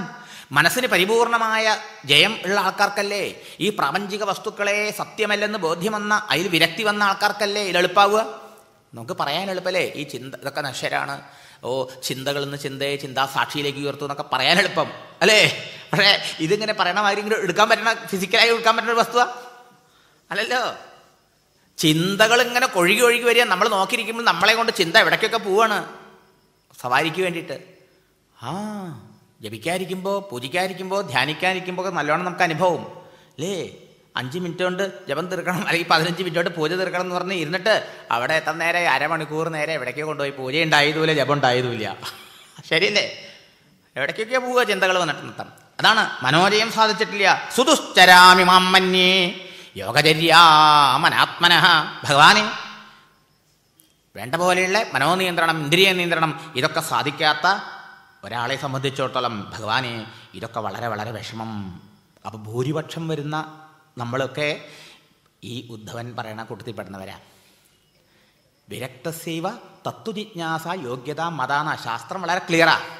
ഈ ദൃശ്യപ്രപഞ്ചത്തിൽ ഒരു വസ്തുവിനും ഇച്ഛയില്ലാണ്ടായി കൗതുകമൊന്നിലുമില്ലേനി മഹതാം ഭഗവൽ ഭക്തന്മാരോടുകൂടി ഭഗവൽ ഗുണകഥന ശ്രവണങ്ങളൊഴിഞ്ഞൊരു നേരം നാരായണ ജയ. കൊതിയൊക്കെ പോയി, ഇനി ഒന്നും കാണണമെന്നില്ല, കേൾക്കണമെന്നില്ല, എന്തിലൊന്നുമില്ല, ഒരു സാരമില്ല എന്ന് മനസ്സിലായി. അതിൽ പരിപൂർണ വിരക്തി വന്ന ആൾക്കാർക്ക് നിരന്തരം ഭഗവത് ചിന്തനത്തിൽ തന്നെ, തച്ചിന്തനം, അതിനെക്കുറിച്ച് ആലോചിക്കുക, തത്കഥനം, അന്യോന്യം തത്പ്രബോധനം, അതിൽ തന്നെ മുഴുവൻ സമയം ഇരിക്കാൻ പറ്റും. നമ്മളൊക്കെ കുറച്ച് നേരമൊക്കെ അതിന് പരിശ്രമിച്ചു കൊണ്ടിരിക്കണു അത് വരാൻ വേണ്ടിയിട്ട്. അപ്പം അങ്ങനെയുള്ള ആളുകളെ സംബന്ധിച്ചിടത്തോളം ഭഗവാനെ അവിടുത്തെ ഈ ഉപദേശം വളരെ വളരെ വളരെ ക്ലിഷ്ടമാണ് ഭഗവാനെ എന്നർത്ഥം. അതുകൊണ്ട് ഇനി കുറച്ച് ആൾക്കാർക്കൊക്കെ ബുദ്ധിപരമായ അറിവുണ്ട് അല്ലേ? പ്രായശ പുണ്ടരീകാക്ഷ യുഞ്ജന്തോ യോഗമാത്മനഃ വിഷീദന്തി അസമാധാനാത് മനോനിഗ്രഹകർഷിതാഹ. വലിയ വലിയ അറിവുള്ളവർ പോലും ഇവിടെ വരുമ്പോൾ കുഴഞ്ഞു വീണു, മനസ്സ് തൻ്റെ പിടിയിൽ വരാത്തതുകൊണ്ട്. പിന്നെയോ കുറച്ച് കഴിഞ്ഞ് കഴിഞ്ഞാൽ ഇപ്പോൾ തൻ്റെ അറിവിൽ അഹങ്കാരം വരും, അങ്ങനെ അതപ്പതിക്കും. പാണ്ഡിത്യം നിർവിദ്യ എന്നാണ്, പാണ്ഡിത്യത്തിലും വൈരാഗ്യം വരണം എന്നാണ്, പാണ്ഡിത്യത്തെയും ഉപേക്ഷിക്കണം എന്നാണ് ഒരിടത്ത് പറയാം. പാണ്ഡിത്യമല്ല ലക്ഷ്യം. അപ്പോൾ അവർക്കും അപകടം ഉണ്ടാവണ കാണണമെന്നർത്ഥം. അങ്ങനെയുള്ള ഭഗവാനെ ദേവന്മാർ പോലും അവിടുത്തെ പാതാരബിന്ദങ്ങളെയാണ് അവരുടെ കിരീടം കൊണ്ടുവന്ന് നമസ്കരിക്കുന്നത്. അങ്ങനെയുള്ള ഭഗവാനെ അവിടുന്ന് തൻ്റെ ഭക്തന്മാരെ ഒരിക്കലും കഴുകിയിടുന്നില്ല. ആ ഭക്തന്മാർക്ക് ഏക ആശ്രയം ഭഗവാനാണ്. അങ്ങനെയുള്ള ഭഗവാനെ എനിക്ക് ആശ്രയം ഭഗവാൻ. ആ ഭഗവാനെ ആശ്രയിക്കുന്ന ഭക്തന് ഭഗവാന്റെ അനുഗ്രഹം കൊണ്ട് ഭഗവാന്റെ മായയെ ജയിക്കാൻ അനായാസേനം സാധിക്കും. മാമേവയെ പ്രപദ്യന്തേ മായാമേതാം തരന്തിരേ എന്ന് ഭഗവാന്റെ പ്രതിജ്ഞയുണ്ടല്ലോ. അതുകൊണ്ട് ഭഗവാനെ അവിടത്തെ ശരണം പറഞ്ഞ് സർവാത്മന ശരണമടഞ്ഞുകൊണ്ട് ഭഗവാനെ ഞാൻ അവിടുത്തെ ഈ പറയപ്പെട്ട ഉപദേശങ്ങളൊക്കെ എനിക്ക് എളുപ്പത്തിൽ അനുഭവപ്പെടാൻ ഉള്ള ഉപദേശം തരണമേ എന്ന് പ്രാർത്ഥിച്ചു എന്നർത്ഥം. ഭഗവാനെ ആർക്കെങ്കിലും മറക്കാൻ പറ്റുമോ? അല്പമെങ്കിലും ഉപകാരസ്മരണയില്ലാത്തവരല്ലേ ഭഗവാനെ മറക്കുക? ഓരോ നിമിഷം ഭഗവാന്റെ ആ കാരുണ്യം കൊണ്ടാണ് നമ്മൾ ജീവനോടുകൂടി ഇരിക്കുന്നത് തന്നെ അർത്ഥം. ഇങ്ങനെയൊക്കെ ഉദ്ധവൻ ഭഗവാനെ പ്രാർത്ഥിച്ച സമയത്ത്, നന്ദിപൂർവം ഭഗവാന്റെ കാൽക്കൽ വീണ് പ്രാർത്ഥിച്ച സമയത്ത് ഭഗവാൻ ഉദ്ധവനോട് പറഞ്ഞു, ഉദ്ധവരെ ഞാൻ പറഞ്ഞുതരാം പരമമായ രഹസ്യം. മമ ധർമാൻ സുമംഗളാൻ, എന്നെ പ്രാപിക്കാനുള്ള അതിമംഗളങ്ങളായ അതിലളിതമായിട്ടുള്ളതായ ആർക്കും വിഷയ ആസക്തനും വിഷയവിരക്തനുമൊക്കെ അനുഷ്ഠിക്കാൻ കഴിയുന്ന ആ ധർമ്മം ഞാൻ പറഞ്ഞു തരാം. ഭഗവാൻ പറഞ്ഞതാണ്, കായേന വാചാ മനസേന്ദ്രിയൈർവാ ബുദ്ധ്യാത്മനാ വാ പ്രകൃതേ സ്വഭാവാത് കരോമി യദ്യൽ സകലം പരസ്മൈ നാരായണായേരി സമർപ്പയാമി എന്ന് പറഞ്ഞ് എന്നിൽ ആശ്രയിക്കുന്ന ഭാഗവധർമ്മത്തെ അനുഷ്ഠിക്കുന്ന ഭക്തൻ കണ്ണടച്ചോടിയാലും പാണ്ഡിത്യണ്ടായാലും ഇല്ലെങ്കിലും അവനൊരിക്കലും സംസാരമാർഗത്തിൽ പതനമില്ല, അവൻ സുരക്ഷിതമായി എൻ്റെ അടുത്ത് എത്തിച്ചേരുമെന്ന് ഭഗവാൻ പറഞ്ഞിട്ടുണ്ടായിരുന്നു. ഈ പരമധർമ്മത്തെ, ഭാഗവധർമ്മത്തെ, ആ മർമ്മത്തെ ഭഗവാൻ ഈ 29-ാമത്തെ അധ്യായത്തിൽ വീണ്ടും പറയാം. ഇതിനെ ഞാൻ ശ്രദ്ധയാ ആദരൻ മർത്യ മൃത്യുഞ്ജയ ദുർജയം. എന്താ വേണ്ടത്? ഈ ഭഗവാൻ ഉപദേശിക്കുന്ന ഈ സാധനയിൽ, ഈ പദ്ധതിയിൽ നമുക്ക് അത്യന്തം ശ്രദ്ധയുണ്ടാവണം. ശ്രദ്ധയുണ്ടെങ്കിലേ അവൻ പ്രവർത്തിയുള്ളൂ എന്നർത്ഥം. ശ്രദ്ധ ഉള്ള ആൾക്ക് ജ്ഞാനം ഉണ്ടാവുമെന്ന് ഭഗവാൻ തന്നെ പറയുന്നുണ്ട്. ശ്രദ്ധാവാൻ ലഭതേ ജ്ഞാനം എന്ന്. ജ്ഞാനം ലബ്ധ്വ പരാം ശാന്തിം അചിരേണ അധികച്ഛതി എന്നൊക്കെ പറഞ്ഞിട്ട് ഭഗവാൻ തന്നെ. അതുകൊണ്ട് എന്താ വേണ്ടത്? ഇത്രയേ ഉള്ളൂ. എന്ത് ചെയ്യണം? കുര്യാൽ സർവാണി കർമാണി മദർത്ഥം ശനകൈ സ്മരൻ മയ്യർപ്പിത മനഃചിത്ത മദ്ധർമാത്മമനോരഥി. ചുരുക്കത്തിൽ ഭഗവാൻ പറഞ്ഞത്, നിന്റെ മനസ്സിനെ ഇവർക്കും കൊടുക്കാതെ എനിക്ക് തരിക. ഇതാണ് ഒറ്റയടിക്ക് ഭഗവാൻ പറയാനുള്ളത്. മനസ്സിനെ ഭഗവാനോട് ചേർക്കുക, മനസ്സിനെ ഭഗവാനോട് കൊടുക്കുക. അതിനെന്താ വഴി? അതിനാണ് നീ ചെയ്യുന്ന എല്ലാ പ്രവൃത്തികളും. നമ്മൾ ഓരോരുത്തരും രാവിലെ ഉറങ്ങണ പോലെ പലതും ചെയ്യുന്നുണ്ടല്ലേ? നമ്മൾ ചെയ്യുന്ന പ്രവൃത്തികളുടെ പുറകിലുള്ള ഉദ്ദേശം എന്താ?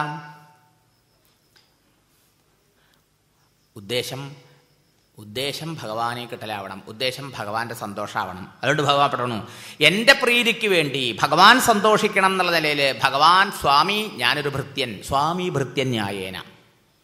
തൻ്റെ സകല കർമ്മങ്ങളും സകല വ്യാപാരങ്ങളും ഭഗവാന്റെ പണിയായിട്ട് ചെയ്യണു, ഭഗവാന് വേണ്ടി ചെയ്യുന്നു, ഭഗവാന്റെ സന്തോഷത്തിന് വേണ്ടി ചെയ്യണു എന്ന് വിചാരിച്ച് അനുഷ്ഠിക്കൂ. ഇതാണ് ചെയ്യേണ്ടത്. ഈ ആശയം ഭഗവാൻ, ഈ കൃഷ്ണ ഭഗവാൻ എത്ര പ്രാവശ്യം ഗീതയിൽ പറഞ്ഞു. ഇതന്നെ ഭഗവാൻ പറയാനുള്ളൂ, ആദ്യം മുതൽ അവസാനം വരെ, അല്ലേ? യത് കരോഷി യദശ്നാസി യജ്ജുഹോഷി ദദാസി യത് യത് തപസ്യസി കൗന്ദേയ തത്കുരുഷ്വ മദർപ്പണം.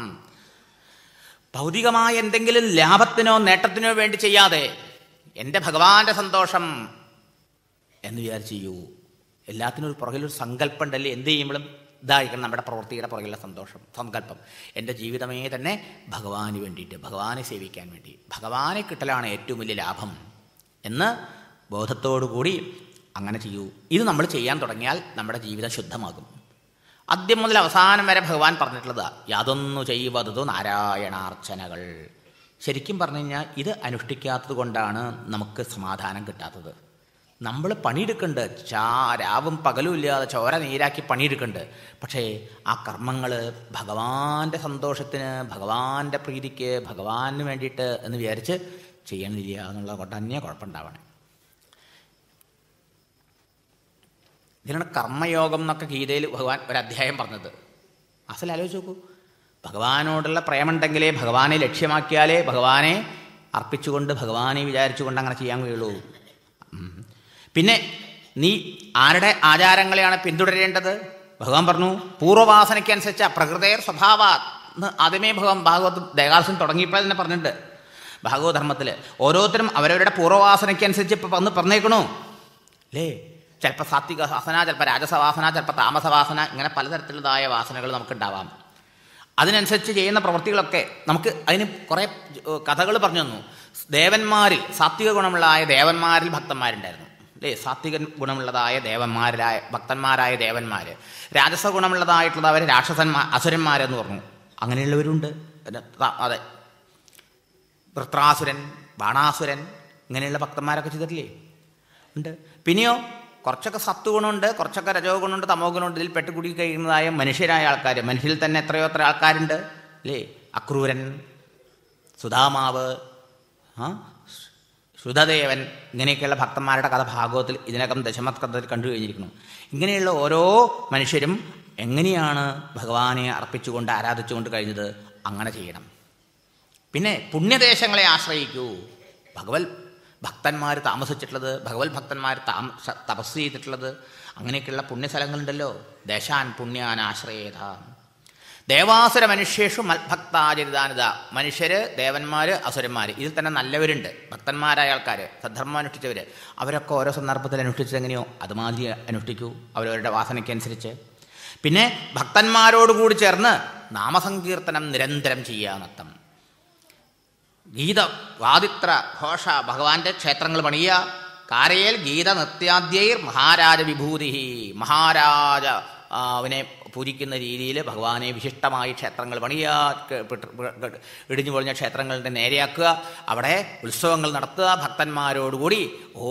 ഭക്തി നാമസങ്കീർത്തനങ്ങൾ അതൊക്കെ ചെയ്യാം. ഇതൊക്കെ ഭക്തി ഉണ്ടാവാൻ വളരെ നല്ലതാണ്.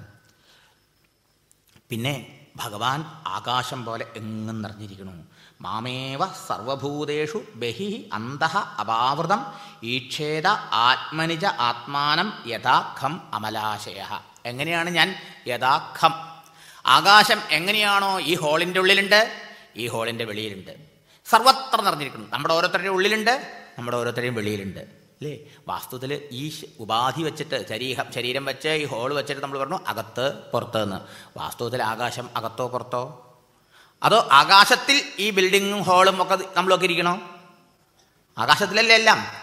പക്ഷേ ഉപാധി ദൃഷ്ടി കൂടെ നോക്കുമ്പോൾ അതിനകത്ത് ഉണ്ട് പുറത്തും ഉണ്ടെന്ന് പറഞ്ഞു. ഇതുപോലെയാണ് നമ്മുടെ ദൃഷ്ടി ഇപ്പോൾ ശരീരത്തിലായതുകൊണ്ട് പറഞ്ഞു ഈ ശരീരത്തിൻ്റെ ഉള്ളിലും ആകാശം എപ്രകാരമാണോ എല്ലാത്തിൻ്റെ അകത്തും എല്ലാത്തിൻ്റെ പുറത്തും നിറഞ്ഞിരിക്കുന്നത്, വ്യാപിച്ചിരിക്കുന്നത്, എന്നിട്ടും അതിനോടൊന്നിനോട് ഒട്ടലില്ലാതിരിക്കുന്നത് അല്ലേ? കള്ളുകുടത്തിൻ്റെ ഉള്ളിൽ ആകാശമുണ്ട്, അതിന് കള്ളുമണലില്ലല്ലോ ആകാശത്തിന്, ഇല്ല. എന്നാലോ ഗംഗാജലം വെച്ചിട്ടുണ്ട് ആ ആകാശത്തിന്, അതിന് പവിത്രതയില്ലല്ലോ ആ ആകാശത്തിന്, ഇല്ല. അല്ലെങ്കിൽ സുഗന്ധദ്രവ്യങ്ങൾ വെച്ച ആ പാത്രത്തിൻ്റെ ഉള്ളിലുള്ള ആകാശത്തിന് സുഗന്ധവും ഇല്ല എന്നർത്ഥം. ആകാശം ഒന്നിനോടും സ്പർശമേൽക്കാതെ ഒട്ടാതിരിക്കുന്നത് എങ്ങനെയോ ഇതുപോലെയാണ് ഭഗവാൻ എല്ലാത്തിൻ്റെ പുറത്തും എങ്ങനെ ഇരിക്കണോ? ഉണ്മയായി എക്സിസ്റ്റൻസ് ആയിരിക്കണോ? ഭഗവാനില്ലാതെ ഏതെങ്കിലും വസ്തുവിന് നിൽക്കാൻ പറ്റുമോ? പക്ഷേ ആ വസ്തുവിൽ എന്ത് ഇരുന്നാലും വിരോധമില്ല. ദുഷ്ടം നിൽക്കണോ, ശിഷ്ടം നിൽക്കണോ, എല്ലാ വസ്തുക്കളും നിൽക്കണോ, അതിനെ ബാധിക്കുന്നില്ല അത്, അതിൻ്റെ ഗുണദോഷങ്ങൾ. നമ്മുടെ ഓരോരുത്തരുടെയും ഉള്ളിൽ ഭഗവാൻ അന്തര്യാമിയായിരിക്കണോ, സാക്ഷിയായിട്ടിരിക്കണോ. എന്നാൽ നമ്മുടെ ഓരോരുത്തരുടെ ഉള്ളിൽ എന്തെല്ലാം വിചാരങ്ങളായി, എന്തെല്ലാം ചിന്തകളാണ് വരണത്. കാമക്രോധ ലോപമോഹ മത മാത്സര്യാദികൾ അല്ലേ? ഇതൊക്കെ അവിടെ പൊന്തി പറയുന്നുണ്ട്. കെട്ടുനാർന്ന ചിന്തകളായിരിക്കാം, ചിലപ്പോൾ പാവനമായ പവിത്രമായ ഉദാത്തമായ ചിന്തകളായിരിക്കാം. ഇത് വല്ലതും അതിനെ ആ ആത്മസ്വരൂപനെ സ്പർശിക്കുന്നുണ്ടോ? ഇല്ല. യഥാഖം അമലാശയ. നിർമ്മലമായ ആകാശം ഒന്നിനോടും എല്ലാത്തിൻ്റെ അകത്തും പുറത്തുണ്ടായിട്ടും ഒന്നിനോടും ഒട്ടാതിരിക്കുന്നത് എങ്ങനെയോ ഇതുപോലെയാണ് ഉദ്ധവരെ ഞാൻ സകല ചരാചരങ്ങളുടെ അകത്തും പുറത്തും ഇരിക്കണം. അകത്താവുമ്പോൾ അന്തഃപുരുഷരൂപേണ കാലരൂപേണ ബഹിഹി എന്ന് നേരത്തെ ഒരിക്കൽ പറഞ്ഞിട്ടുണ്ട് ഭാഗവത്തിൽ. കാലസ്വരൂപനായിരിക്കണമെന്നും ഭഗവാൻ തന്നെ എന്നർത്ഥം. കാലമാണ് എല്ലാത്തിനെയും ഇല്ലാണ്ടാക്കി തീർക്കുന്നത്. ഈ അറിവ് നമ്മൾ നേടണം. ഇതി സർവാണി ഭൂതാനി മദ്ഭാവേന മഹാദ്യുതേ സഭാജയൻ മന്യമാനോ ജ്ഞാനം കേവലമാശ്രിതഃ.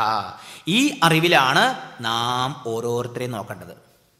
ഇപ്പം നമ്മൾ ഓരോരുത്തരെയും കാണുന്നത് എങ്ങനെയാണ്? എന്നെ ശരീരത്തിൻ്റെ തടി, ശരീരത്തിൻ്റെ സൗന്ദര്യം, ആ ശരീരത്തിൻ്റെ അല്ലെങ്കിൽ അണിഞ്ഞ ഡ്രസ്സിൻ്റെ കേമത്വം, അല്ലെങ്കിൽ ഇട്ട് എന്താ പറയുക ആഭരണങ്ങളുടെ കേമത്വം, ഇങ്ങനെ, അല്ലെങ്കിൽ യാത്ര ചെയ്യുന്ന വാഹനത്തിൻ്റെ കേമത്വം, ഇല്ലെങ്കിൽ വീടിൻ്റെ കേമത്വം, ഇങ്ങനെയൊക്കെ നോക്കിയിട്ട് ഇപ്പം നമ്മൾ നമ്മളെയും മറ്റുള്ളവരെയും നോക്കിക്കാണുന്നതും വിലയിരുത്തുന്നതും അല്ലാതെ അതിൻ്റെ ഉള്ളിലിരിക്കുന്ന അന്തര്യാമിയായ ഭഗവത് ചൈതന്യത്തെ നോക്കിയിട്ടല്ല എന്നർത്ഥം.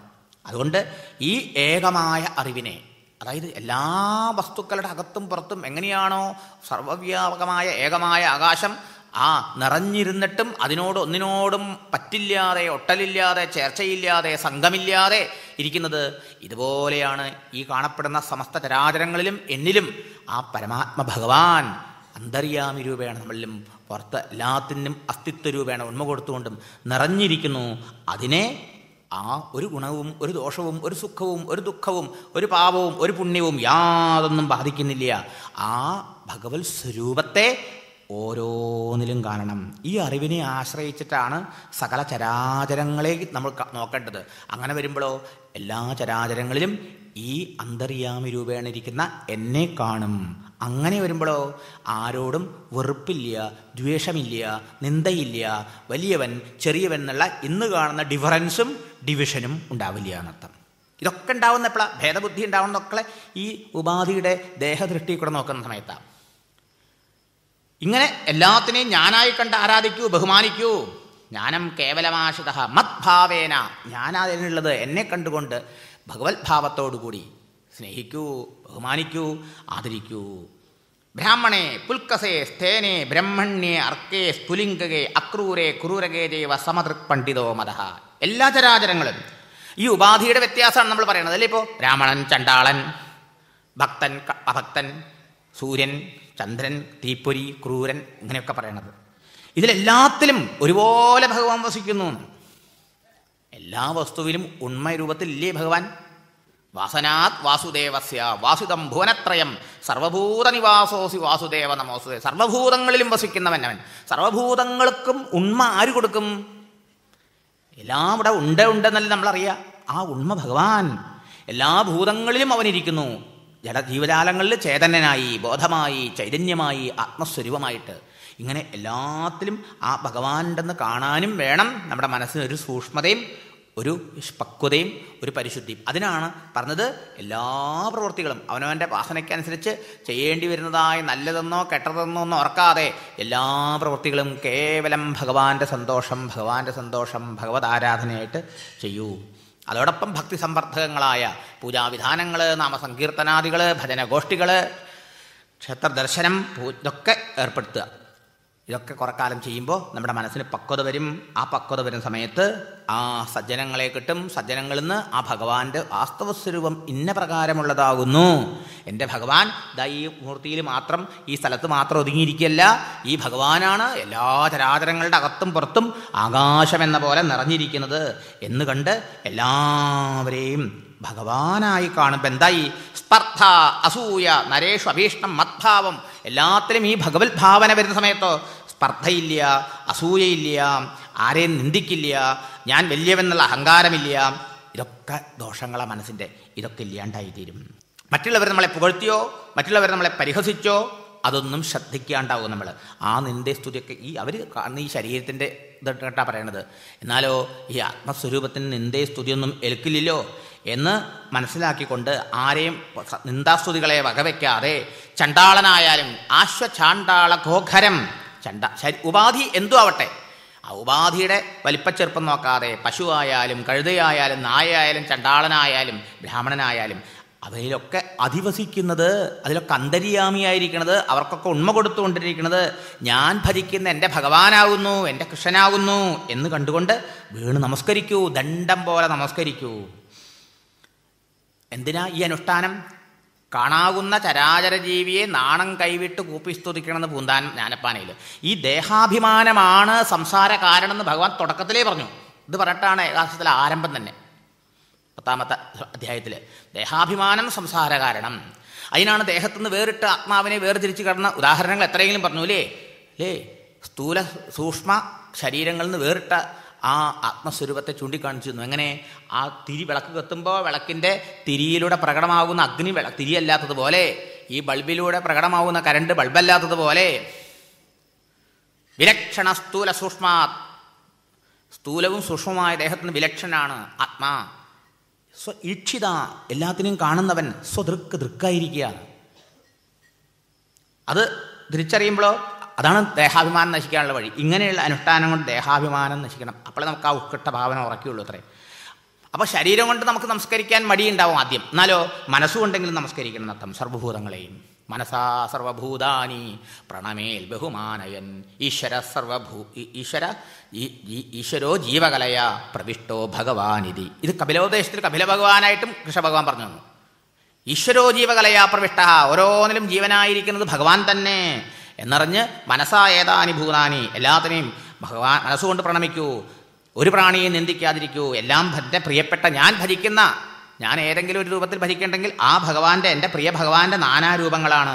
ആ ഭഗവാനെന്ന് അന്യമായിട്ടിവിടെ ഒരു വസ്തുവുമില്ല എന്ന ബോധം ഭഗവാന്റെ അനുഗ്രഹം കൊണ്ട് അങ്ങനെ ഉറച്ചുറച്ചു വരും. അത് സാധിച്ചാൽ ഉദ്ധവരെ പിന്നെ ആ ഭക്തന് സാധിക്കേണ്ടതായിട്ട് ഒന്നുമില്ല എന്നാണ് ഭഗവാൻ പറയണമെന്നർത്ഥം. യാവൽ സർവേഷു ഭൂതേഷു മദ്ഭാവ ന ഉപജായതേ. ഏതുവരെയാണ് ഈ ഉപാസന?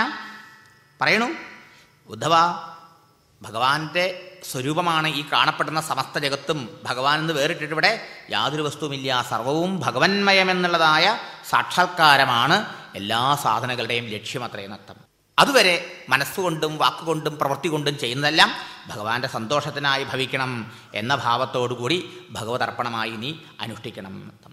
സർവം ബ്രഹ്മാത്മകൻ, എല്ലാം എൻ്റെ സ്വരൂപമാണെന്ന് ബോധിച്ചാലോ മുക്തസംശയ, സർവസംശയങ്ങൾ തീർന്നു, അവൻ കൃതാർത്ഥനായി തീർന്നു എന്നർത്ഥം. ഇതാണ് സാധനകളുടെ സാരം. ബുദ്ധിയാനാണ് ഒരാളെന്ന് ഭഗവാൻ പറയുക. ചിലർ പറഞ്ഞു ഞാൻ വലിയ ബുദ്ധിമാനാണ്, ഞാൻ വലിയ പണ്ഡിതനാണ്, ഞാൻ വലിയ സാമർഥ്യമുള്ളവനാണെന്ന്. ഭഗവാൻ പറഞ്ഞു ഏഷാ ബുദ്ധിമതാം ബുദ്ധി മനീഷാച മനീഷിണാം. ബുദ്ധിമാന്മാരുടെ ബുദ്ധിശക്തി, വിവേകശക്തി എന്തിനുള്ളതാണ്? യൽ സത്യം അനൃതേനേഹമർത്തേനാപ്നോരി മാമൃതം. ഈ മാറുന്ന വസ്തുക്കളിൽ നിന്ന് മാറാത്ത മാറ്റങ്ങളെ കണ്ടുകൊണ്ടിരിക്കുന്ന ആ എന്നെ തിരിച്ചറിയാനുള്ളതാണെന്നർത്ഥം. സത്യത്തെ ബോധിക്കാൻ വേണ്ടിയിട്ടാണെന്നർത്ഥം. മനീഷാജ മനീഷണം, സമർത്ഥം. ഈ ബഹുവിധ കാര്യങ്ങൾ പലരും വളരെ സമർത്ഥന്മാരാ. പക്ഷേ യഥാർത്ഥ സാമർഥ്യം എന്താ? ഈ നാശരഹിതമായ ഈ ശരീരം, നാശരഹിതമായ സത്യത്തെ സാക്ഷാത്കരിക്കാൻ നമുക്ക് ഈ ശരീരം കിട്ടി. ഈ ശരീരം ഇന്നല്ലെങ്കിൽ നാളെ നശിച്ചു പോകും. ഇത് പോണേന് മുമ്പ് നശിക്കാത്ത സത്യത്തെ ഭഗവാനെ സാക്ഷാത്കരിക്കാൻ വേണ്ടിയിട്ടാണ്. ഇങ്ങനെ ഭഗവാൻ പറയണു, ഉദ്ധവരെ, പരമാർത്ഥ തത്വത്തെക്കുറിച്ച് ഞാൻ നിനക്ക് യുക്തിയുക്തമായി വളരെ വിസ്തരിച്ച് പറഞ്ഞു തന്നു കഴിഞ്ഞിരിക്കുന്നു. ഓർക്കണം, ഈ നമ്മുടെ ഈ ശരീരം ഇന്നല്ലെങ്കിൽ നാളെ എപ്പോൾ പോകുമെന്ന് പറയാൻ കഴിയില്ല.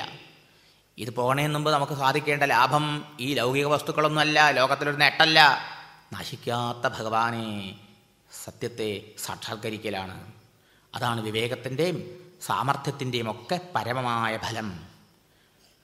ദേവന്മാർക്ക് പോലും മനസ്സിലാക്കാൻ സാധിച്ചിട്ടില്ലാത്ത പരമമായ വേദശാസ്ത്ര സാരമാണ് ഉദ്ധവരെ അങ്ങക്ക് ഞാൻ ഉപദേശിച്ചത്. ഇത് ശരിക്കും അറിഞ്ഞു കഴിഞ്ഞാൽ, ഇത് അറിഞ്ഞവന് നൈതത് വിജ്ഞായ ജിജ്ഞാസോഹോ ജ്ഞാതവ്യം അവശിഷ്യതേ. ഇതറിഞ്ഞവന് ഇവിടെ വേറൊന്നും അറിയേണ്ടതില്ല എന്നർത്ഥം. എന്താ കാരണം? ഇവിടെ പലതില്ല, ഒരേ ഒരു സത്യമേ ഉള്ളൂ. ഈ സത്യസാക്ഷാത്കാരത്തിലൂടെ കൃതകൃത്യത, ജീവൻ മുക്തി, ഇതറിയുന്നവൻ്റെ സർവ്വ സംശയങ്ങളും തീർന്ന് അവൻ മുക്തനായി തീരും. വേദങ്ങളിൽ അതിരഹസ്യമായി വളരെ സ്പഷ്ടമല്ലാതെ പ്രതിപാദിച്ച സനാതനം ബ്രഹ്മതത്വം, ആ ശാശ്വതമായ ബ്രഹ്മതത്വത്തെ, പരമാത്മതത്വത്തെയാണ് ഞാനിപ്പോൾ നിനക്ക് വളരെ സ്പഷ്ടമാക്കി തന്നത്. എന്നിട്ട് പറയണു, ആരാണോ നമ്മൾ തമ്മിലുള്ള ഈ സംവാദത്തെ, ഈ ചോദ്യോത്തരത്തെ ആരാണോ ശരിക്കും കേൾക്കും, അതിനെക്കുറിച്ച് ചിന്തിക്കും, അതിനെ ജീവിതത്തിൽ പകർത്തുകയും ചെയ്യുന്നത്, അവന് എൻ്റെ സ്വരൂപജ്ഞാനമുണ്ടാകും. ആരാണോ എൻ്റെ ഈ ഉപദേശത്തെ വളച്ചൊടിക്കാതെ എൻ്റെ ഭക്തന്മാർക്ക് ഉള്ളവണ്ണം പറഞ്ഞു കൊടുക്കുന്നത്, ഭഗവാൻ പറഞ്ഞു, ദദാമി ആത്മാനമാത്മന, ഞാൻ എന്നെ തന്നെയാണ് അവൻ കൊടുക്കാൻ പോണത് എന്ന് പറഞ്ഞാൽ, ആ ഭഗവാൻ നമ്മുടെ ആത്മാവായിരിക്കുന്നു എന്നുള്ള ആ ആത്മസ്വരൂപ ബോധം ആ ഭക്തന് ആത്മബോധം ഉണ്ടാക്കി കൊടുക്കും. ദദാമി ബുദ്ധിയോഗം തം ഏന മാമുപയാന്തിതേ എന്ന് ഭഗവാൻ ഗീതയിലും പറയും. അവൻ്റെ അനുഗ്രഹം, എൻ്റെ അനുഗ്രഹം കൊണ്ട് അനായാസേന അജ്ഞാനവും മായയും നീങ്ങി ആത്മബോധമുണ്ടാകും, ജീവൻ മുക്തനായിത്തീരും. എന്നാൽ ശ്രദ്ധയും ഭക്തിയും ഇല്ലാത്ത, കേൾക്കാൻ താല്പര്യമില്ലാത്ത ആൾക്കാർക്ക് ഇത് പറഞ്ഞു കൊടുക്കരുതാനെന്നും പറഞ്ഞു. ഇതാരാണോ ഈ ഭഗവാന്റെ പരമമായ ഉപദേശം, സംസാരഭയത്തെ തീർക്കാൻ വേണ്ടി വേദമാകുന്ന കടലിനെ കടഞ്ഞെടുത്തുണ്ടാക്കിയ ഈ ജ്ഞാനാമൃതത്തെ ആരാണോ പഠിക്കുന്നത്, ആരാണോ പഠിപ്പിക്കുന്നത്, ആരാണോ കേൾക്കുന്നത്, ആരാണോ കേൾപ്പിക്കുന്നത്, അവരുടെ മനസ്സ് ശുദ്ധമാകും. ഈ ഏകാദശം ദിവസം വായിച്ചുകൊണ്ടിരുന്നാൽ തന്നെ മനസ്സ് ശുദ്ധമാവും. അർത്ഥം അറിയില്ലെങ്കിലും ആദ്യത്തെപ്പടി വായിച്ചുകൊണ്ടിരിക്കുക, പിന്നെയോ അതിൻ്റെ അർത്ഥം കുറേശ്ശെ മനസ്സിലാക്കാൻ തുടങ്ങുക. അപ്പോൾ കൂടുതൽ അർത്ഥം അറിയും തോറും കൂടുതൽ മനസ്സ് പരിശുദ്ധി, പിന്നെ അവന് കർമ്മബന്ധമേ ഉണ്ടാകുന്നില്ല. എന്നിട്ട് ചോദിക്കുക, ഉദ്ധവരെ, ഞാൻ ഈ പറഞ്ഞതൊക്കെ അങ്ങ് വേണ്ട പോലെ മനസ്സിലാക്കിയോ? അങ്ങ് പറഞ്ഞുല്ലോ, ഇത് വിടാൻ വിഷമമാണ്, ഈ മായാബന്ധം, മമതാബന്ധം ഒക്കെ ഉപേക്ഷിച്ച് പോകലെന്ന് പറഞ്ഞാൽ ഭഗവാന് പറയാൻ എളുപ്പം, പക്ഷേ ഭഗവാനെ ഇത് വളരെ വളരെ വിഷമമാണ് എന്ന് പറഞ്ഞു. ഇപ്പം ചോദിക്കുക, ഉദ്ധവരെ, അങ്ങയുടെ ഈ മമത, സ്നേഹബന്ധം അങ്ങയുടെ മനസ്സിൽ നിന്ന് പോയോ? ആത്മസ്വരൂപം സ്പഷ്ടമായി പ്രകാശിച്ചുവോ? എന്തിനാ ഭഗവാൻ ഇത് ചോദിച്ചത്? പറയൂ, ഇല്ലെങ്കിൽ ഞാൻ ഇനിയും പറഞ്ഞു തരാൻ തയ്യാറാണെന്ന്. ഇതാണ് ഭഗവാന്റെ വാത്സല്യം, കാരുണ്യം എന്നർത്ഥം. ഇതാണ് യഥാർത്ഥ ഗുരുവിൻ്റെ സ്വരൂപം. കാരണം ഇതാണ് ഒരാളെ ധന്യമാക്കി തീർക്കുന്നത്, കൃതാർത്ഥമാക്കി തീർക്കുന്നത്. ഈ സാക്ഷാത്കാരം കൊണ്ട് മാത്രമേ രക്ഷയുള്ളൂ. ഇത് കേട്ട സമയത്ത് ഭഗവാൻ എല്ലാ യോഗങ്ങളുടെയും, കർമ്മ, ഭക്തി, ജ്ഞാന, രാജയോഗങ്ങളുടെ മുഴുവൻ സാരമാണ് ഉപദേശിച്ചത്. അത് കേട്ട് കൃതാഞ്ജലി പ്രാഹ യദുപ്രവീരം ശീർഷ്ണാസ്പൃശന്തച്ചരണാരവിന്ദം, നിറഞ്ഞ കണ്ണുകളോടുകൂടി, കൃതജ്ഞത നിർഭരമായ ഹൃദയത്തോടുകൂടി ആ ഭാഗവതോത്തമൻ ഭഗവാന്റെ പാദാരവിന്ദങ്ങളിൽ നിറഞ്ഞ കണ്ണുകളോടുകൂടി നമസ്കരിച്ചു. ഭഗവാനെ, സൂര്യൻ ഉദിച്ചാൽ പിന്നെ ഇരുട്ടിൻ്റെ ബാധയുണ്ടാവുമോ? അഗ്നിയുടെ അടുത്തിരിക്കുന്ന ആൾക്കാർക്ക് പിന്നെ തണുപ്പിൻ്റെ വിഷമം ഉണ്ടാവുമോ? ഇതുപോലെയല്ലേ ആനന്ദസ്വരൂപനായ ഭഗവാനെ ആശ്രയിച്ച എനിക്ക് ദുഃഖമില്ലാതിരിക്കുന്നത്? ജ്ഞാനസ്വരൂപനായ അവിടുത്തെ കൃപയ്ക്ക് കടാക്ഷത്തിന് പാത്രീഭൂതനായ എനിക്ക് അജ്ഞാനം പിന്നെ ബാക്കിയുണ്ടാവുമോ? എൻ്റെ അജ്ഞാനം തീർന്നു, എൻ്റെ ദുഃഖം തീർന്നു. ഭഗവാന്റെ പാതാരവിന്ദങ്ങളിൽ വീണ് നമസ്കരിച്ചുകൊണ്ട് ആ ഭക്തൻ എന്താ ഭഗവാനോട് പ്രാർത്ഥിച്ചത്? ഭഗവാനെ, അവിടത്തെ ഒരിക്കലും മറക്കാനിടവരരുത്. എൻ്റെ മനസ്സ് ഭഗവാനല്ലാത്ത ഒരു വസ്തുവിലേക്കും പോകാനിടവരരുത്. ഭഗവത് ഇതരങ്ങളായ വസ്തുക്കളിലേക്ക് മനസ്സ് പോകരുത്. എൻ്റെ ചിന്തകൾ ഭഗവാനിലേക്ക് തന്നെ ഒഴുകണം. നമോസ്തുതേ മഹായോഗിൻ പ്രപന്നമനുഷാധിമാം യഥാ ത്വച്ചരണാംഭോജേ രതിസ്യാദനപായിനി. ഭഗവാനെ, ഗംഗാപ്രവാഹം കണക്കെ എൻ്റെ മനോവിചാരങ്ങൾ ഭഗവാന്റെ പാതാരബിന്ദങ്ങളിലേക്ക് ഒഴുകണമേ. അവിടുത്തെ ഞാൻ ഒരിക്കലും വിസ്മരിക്കാതിരിക്കണമേ. അവിടുത്തെ പാതാരബിന്ദങ്ങളിൽ നിഷ്കളങ്കമായിട്ടുള്ളതായ ഭക്തി ഉണ്ടാക്കിത്തരണമേ എന്ന് തൊഴുതു ഭഗവാന്റെ പാദത്തിൽ വീണു. ആ സമയത്ത് ഭക്തി പരാശനായിരിക്കുന്നതായ ആ ഭക്തനെ നോക്കി ഭഗവാന്റെ ഹൃദയവും കാരുണ്യം കൊണ്ട് നിറഞ്ഞു, ആർദ്രമായി. ഉദ്ധവരെ, ഞാൻ ഈ ഉപദേശിച്ചതിനെ കേട്ടുവല്ലോ. ഇനി ശാന്തമായൊരിടത്ത് നിന്ന് മനനവും ധ്യാനവും ചെയ്യണം. നമ്മുടെ ശാസ്ത്ര സമ്പ്രദായം അതാണ്. ശ്രവണ മനന നിധിധ്യാസനങ്ങളിലൂടെയാണ് അത് അനുഭവപ്പെടുത്തേണ്ടത്. അതുകൊണ്ട് പറഞ്ഞു, പ്രിയനായ ഉദ്ധവരെ, അങ്ങനെ ഇവിടെ ഇരിക്കണ്ട. എൻ്റെ നിത്യസാന്നിധ്യമുള്ള മമാശ്രമം എന്നാ ഭഗവാൻ പറഞ്ഞു, ബദരികാശ്രമത്തെ. ആ ബദരികാശ്രമത്തിൽ പോയി വസിക്കൂ. എൻ്റെ പാദതീർത്ഥമാണ് അളകനന്ദ. അത് സ്നാനം ചെയ്ത് ശുദ്ധനായി അവിടെ പല മരവിരിയൊക്കെ ധരിച്ചുകൊണ്ട് അവിടെ കിട്ടുന്നതായ ഫലമൂലങ്ങൾ എന്തെങ്കിലും കിട്ടിയാൽ അത് കഴിച്ചു. അതുകൊണ്ട് വിശപ്പ് മാറ്റിക്കൊണ്ട് ചൂട് വന്നാൽ അതിനെ സഹിക്കുക, തണുപ്പ് വന്നാൽ അതിനെ സഹിക്കുക, അതിനൊന്നും പ്രതിവിധി ചെയ്യാൻ നോക്കാതെ മനസ്സ് ശാന്തമാക്കി ആ ശാന്ത മനസ്സുകൊണ്ട് എൻ്റെ ഈ ഉപദേശത്തെ അങ്ങ് നിധ്യാസനം ചെയ്യൂ, അങ്ങ് ധ്യാനം അനുഷ്ഠിക്കൂ, അങ്ങ് വിചാരം ചെയ്യൂ, അങ്ങ് അനുഭവത്തിൽ കൊണ്ടുവരൂ. എങ്കിൽ അങ്ങ് എന്നെ തന്നെ പ്രാപിക്കും. ഇത് കേട്ടപ്പോൾ ഉദ്ധവന് അത് താങ്ങാനായില്ല. ഭഗവാന്റെ ഉപദേശമൊക്കെ അദ്ദേഹത്തിന് വളരെ സ്വീകാര്യമായി. പക്ഷേ തന്നെ ഭഗവാൻ ഇവിടുന്ന് പറഞ്ഞയക്കും എന്ന് ഉദ്ധവൻ വിചാരിച്ചില്ല. ഭഗവാനോട് പറയാ, ഭഗവാനെ, എങ്ങനെയാ ഭഗവാനെ അവിടുത്തെ ഞാൻ പിരിഞ്ഞു പോകുക? നേരത്തെ ഉദ്ധവന് ഭഗവാനോടുണ്ടായിരുന്നതിനേക്കാളും വലിയ കടപ്പാടാണ് ഇപ്പം ആ പരമതത്വത്തെ ഉപദേശിച്ച് തന്നെ കൃതാർത്ഥനാക്കി അജ്ഞാനം തീർത്ത, ദുഃഖം തീർത്ത ആ മഹാഗുരുവിനോട്. ഭഗവാന്റെ കാലിൽ വീണ് നിറഞ്ഞ കണ്ണുകളോടുകൂടി വീണ് കിടന്നു, ഭഗവാനെ പിരിഞ്ഞു പോകാൻ വയ്യാതെ. ആ സമയത്ത് ഭഗവാന് രാമാവതാരം ഓർമ്മ വന്നു അത്രേ. ഇതുപോലെയായിരുന്നു ആ പരമഭക്തനായ ഭരതൻ തന്നെ കൂട്ടിയിട്ട് പോകാൻ വേണ്ടി ചിത്രകൂടത്തിലേക്ക് വന്നിട്ട് അവിടെ പെടുന്നൂലേ, കൽക്കൽ വീണ് പൊട്ടിക്കരഞ്ഞുകൊണ്ട് ആ ഭക്തന് പിരിഞ്ഞു പോവാൻ ഭഗവാനെ ഓർമ്മിക്കാൻ വേണ്ടി ഭഗവാന്റെ സ്നേഹപ്രതീകമായി ഭഗവാന്റെ പാദുകങ്ങളെ, മെതിയടികളെ ഭരതന് കൊടുത്തില്ലേ? ഇതുപോലെ ഇവിടെയും അവിടുത്തെ ആ സ്വർണ്ണ മെതിയടികളെ ആ ഭക്തന് കൊടുത്തു. ഉദ്ധവര് ആ മെതിയടി ശിരസിൽ വെച്ചുകൊണ്ട് വീണ്ടും വീണ്ടും ഭഗവാനെ പ്രദക്ഷിണം ചെയ്ത് നമസ്കരിച്ച് നിറഞ്ഞ കണ്ണുകളോടെ പതുക്കെ പതുക്കെ വിടയാർന്നു. ആ ഭഗവാന്റെ ആ ദിവ്യരൂപം ആ ഭക്തൻ്റെ ഹൃദയത്തിൽ അങ്ങനെ വിളങ്ങി പ്രകാശിച്ചു. അങ്ങനെ പതുക്കെ പതുക്കെ പതുക്കെ പതുക്കെ ഭഗവത് നിർദ്ദേശം നീക്കാൻ പറ്റാത്തതുകൊണ്ട് ബദരികാശ്രമത്തിൽ ചെന്നു. അവിടെ ഭഗവാൻ പറഞ്ഞ പ്രകാരം ഭഗവാന്റെ സ്മരണ കൊണ്ട് ശുദ്ധമാണ് അദ്ദേഹത്തിൻ്റെ ഹൃദയം. ആ ശുദ്ധമായ മനസ്സിൽ ആ ഭഗവാൻ ഉപദേശിച്ച ആ പരമാത്മതത്വത്തെ സ്മരിച്ച് ബോധിച്ച് കൃതകൃത്യനായി ജീവൻ മുക്തനായി ഭഗവത് സ്വരൂപിയായി ഇന്നും ശ്രദ്ധയോടെ ജിജ്ഞാസത്തോടുകൂടി അവിടെ ചെല്ലുന്ന ബദരിയിൽ പോകുന്ന ഭക്തന്മാർക്ക് ആത്മോപദേശം ചെയ്തുകൊണ്ട് സൂക്ഷ്മരൂപത്തിൽ അനുഗ്രഹം ചെയ്തുകൊണ്ട് ബദരീനാഥത്തിൽ ഇന്നും നരഭഗവാനോടും നാരായണ ഭഗവാനോടും നാരദ മഹർഷിയോടും കൂടി ഉദ്ധവസ്വാമി അവിടെ നിത്യസാന്നിധ്യം കൂടിക്കൊണ്ടിരിക്കുന്നു. ഇങ്ങനെയുള്ള ആ ഭഗവാന്റെ ആ പരമ പ്രേമം നിറഞ്ഞ നമ്മുടെ ഓരോരുത്തരുടെയും സംസാരബന്ധത്തെ തീർത്ത് നമ്മെ അനുഗ്രഹിക്കാൻ വേണ്ടി ഉദ്ധവൻ എന്ന ആ ഭക്തനെ മുൻനിർത്തിക്കൊണ്ട് കൃഷ്ണാവതാരത്തിന് ശേഷമുള്ള നമ്മളെയൊക്കെ ഉദ്ദേശിച്ച് ഈ കലികാല ജനങ്ങളെ ഉദ്ദേശിച്ചുകൊണ്ട് ഉപദേശിച്ച ആ പരമമായ ഉപദേശമാണ് ഉദ്ധവഗീത.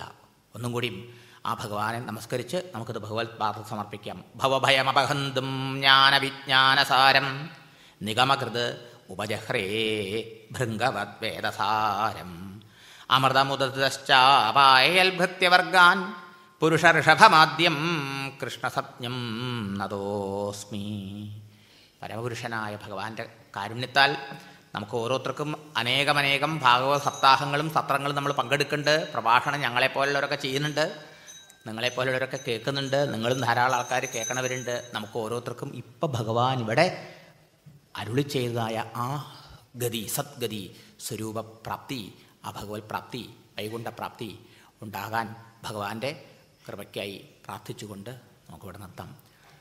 നമാമി നാരായണ പാദപങ്കജം കരോമി നാരായണ പൂജനം സദാ വദാമി നാരായണ നാമ നിർമ്മലം സ്മരാമി നാരായണ തത്വമവ്യയം നാരായണ നാരായണ നാരായണ നാരായണ നാരായണ നാരായണ നാരായണ നാരായണ നാരായണ നാരായണ നാരായണ നാരായണ നാരായണ നാരായണ നാരായണ കായേന വാചാ മനസേന്ദ്രിയൈർവാ ബുദ്ധ്യാത്മനാ വാ പ്രകൃതേസ്വഭാവാത് കരോമി യദ്യൽ സകലം പരസ്മൈ നാരായണായേതി സമർപ്പയാമി.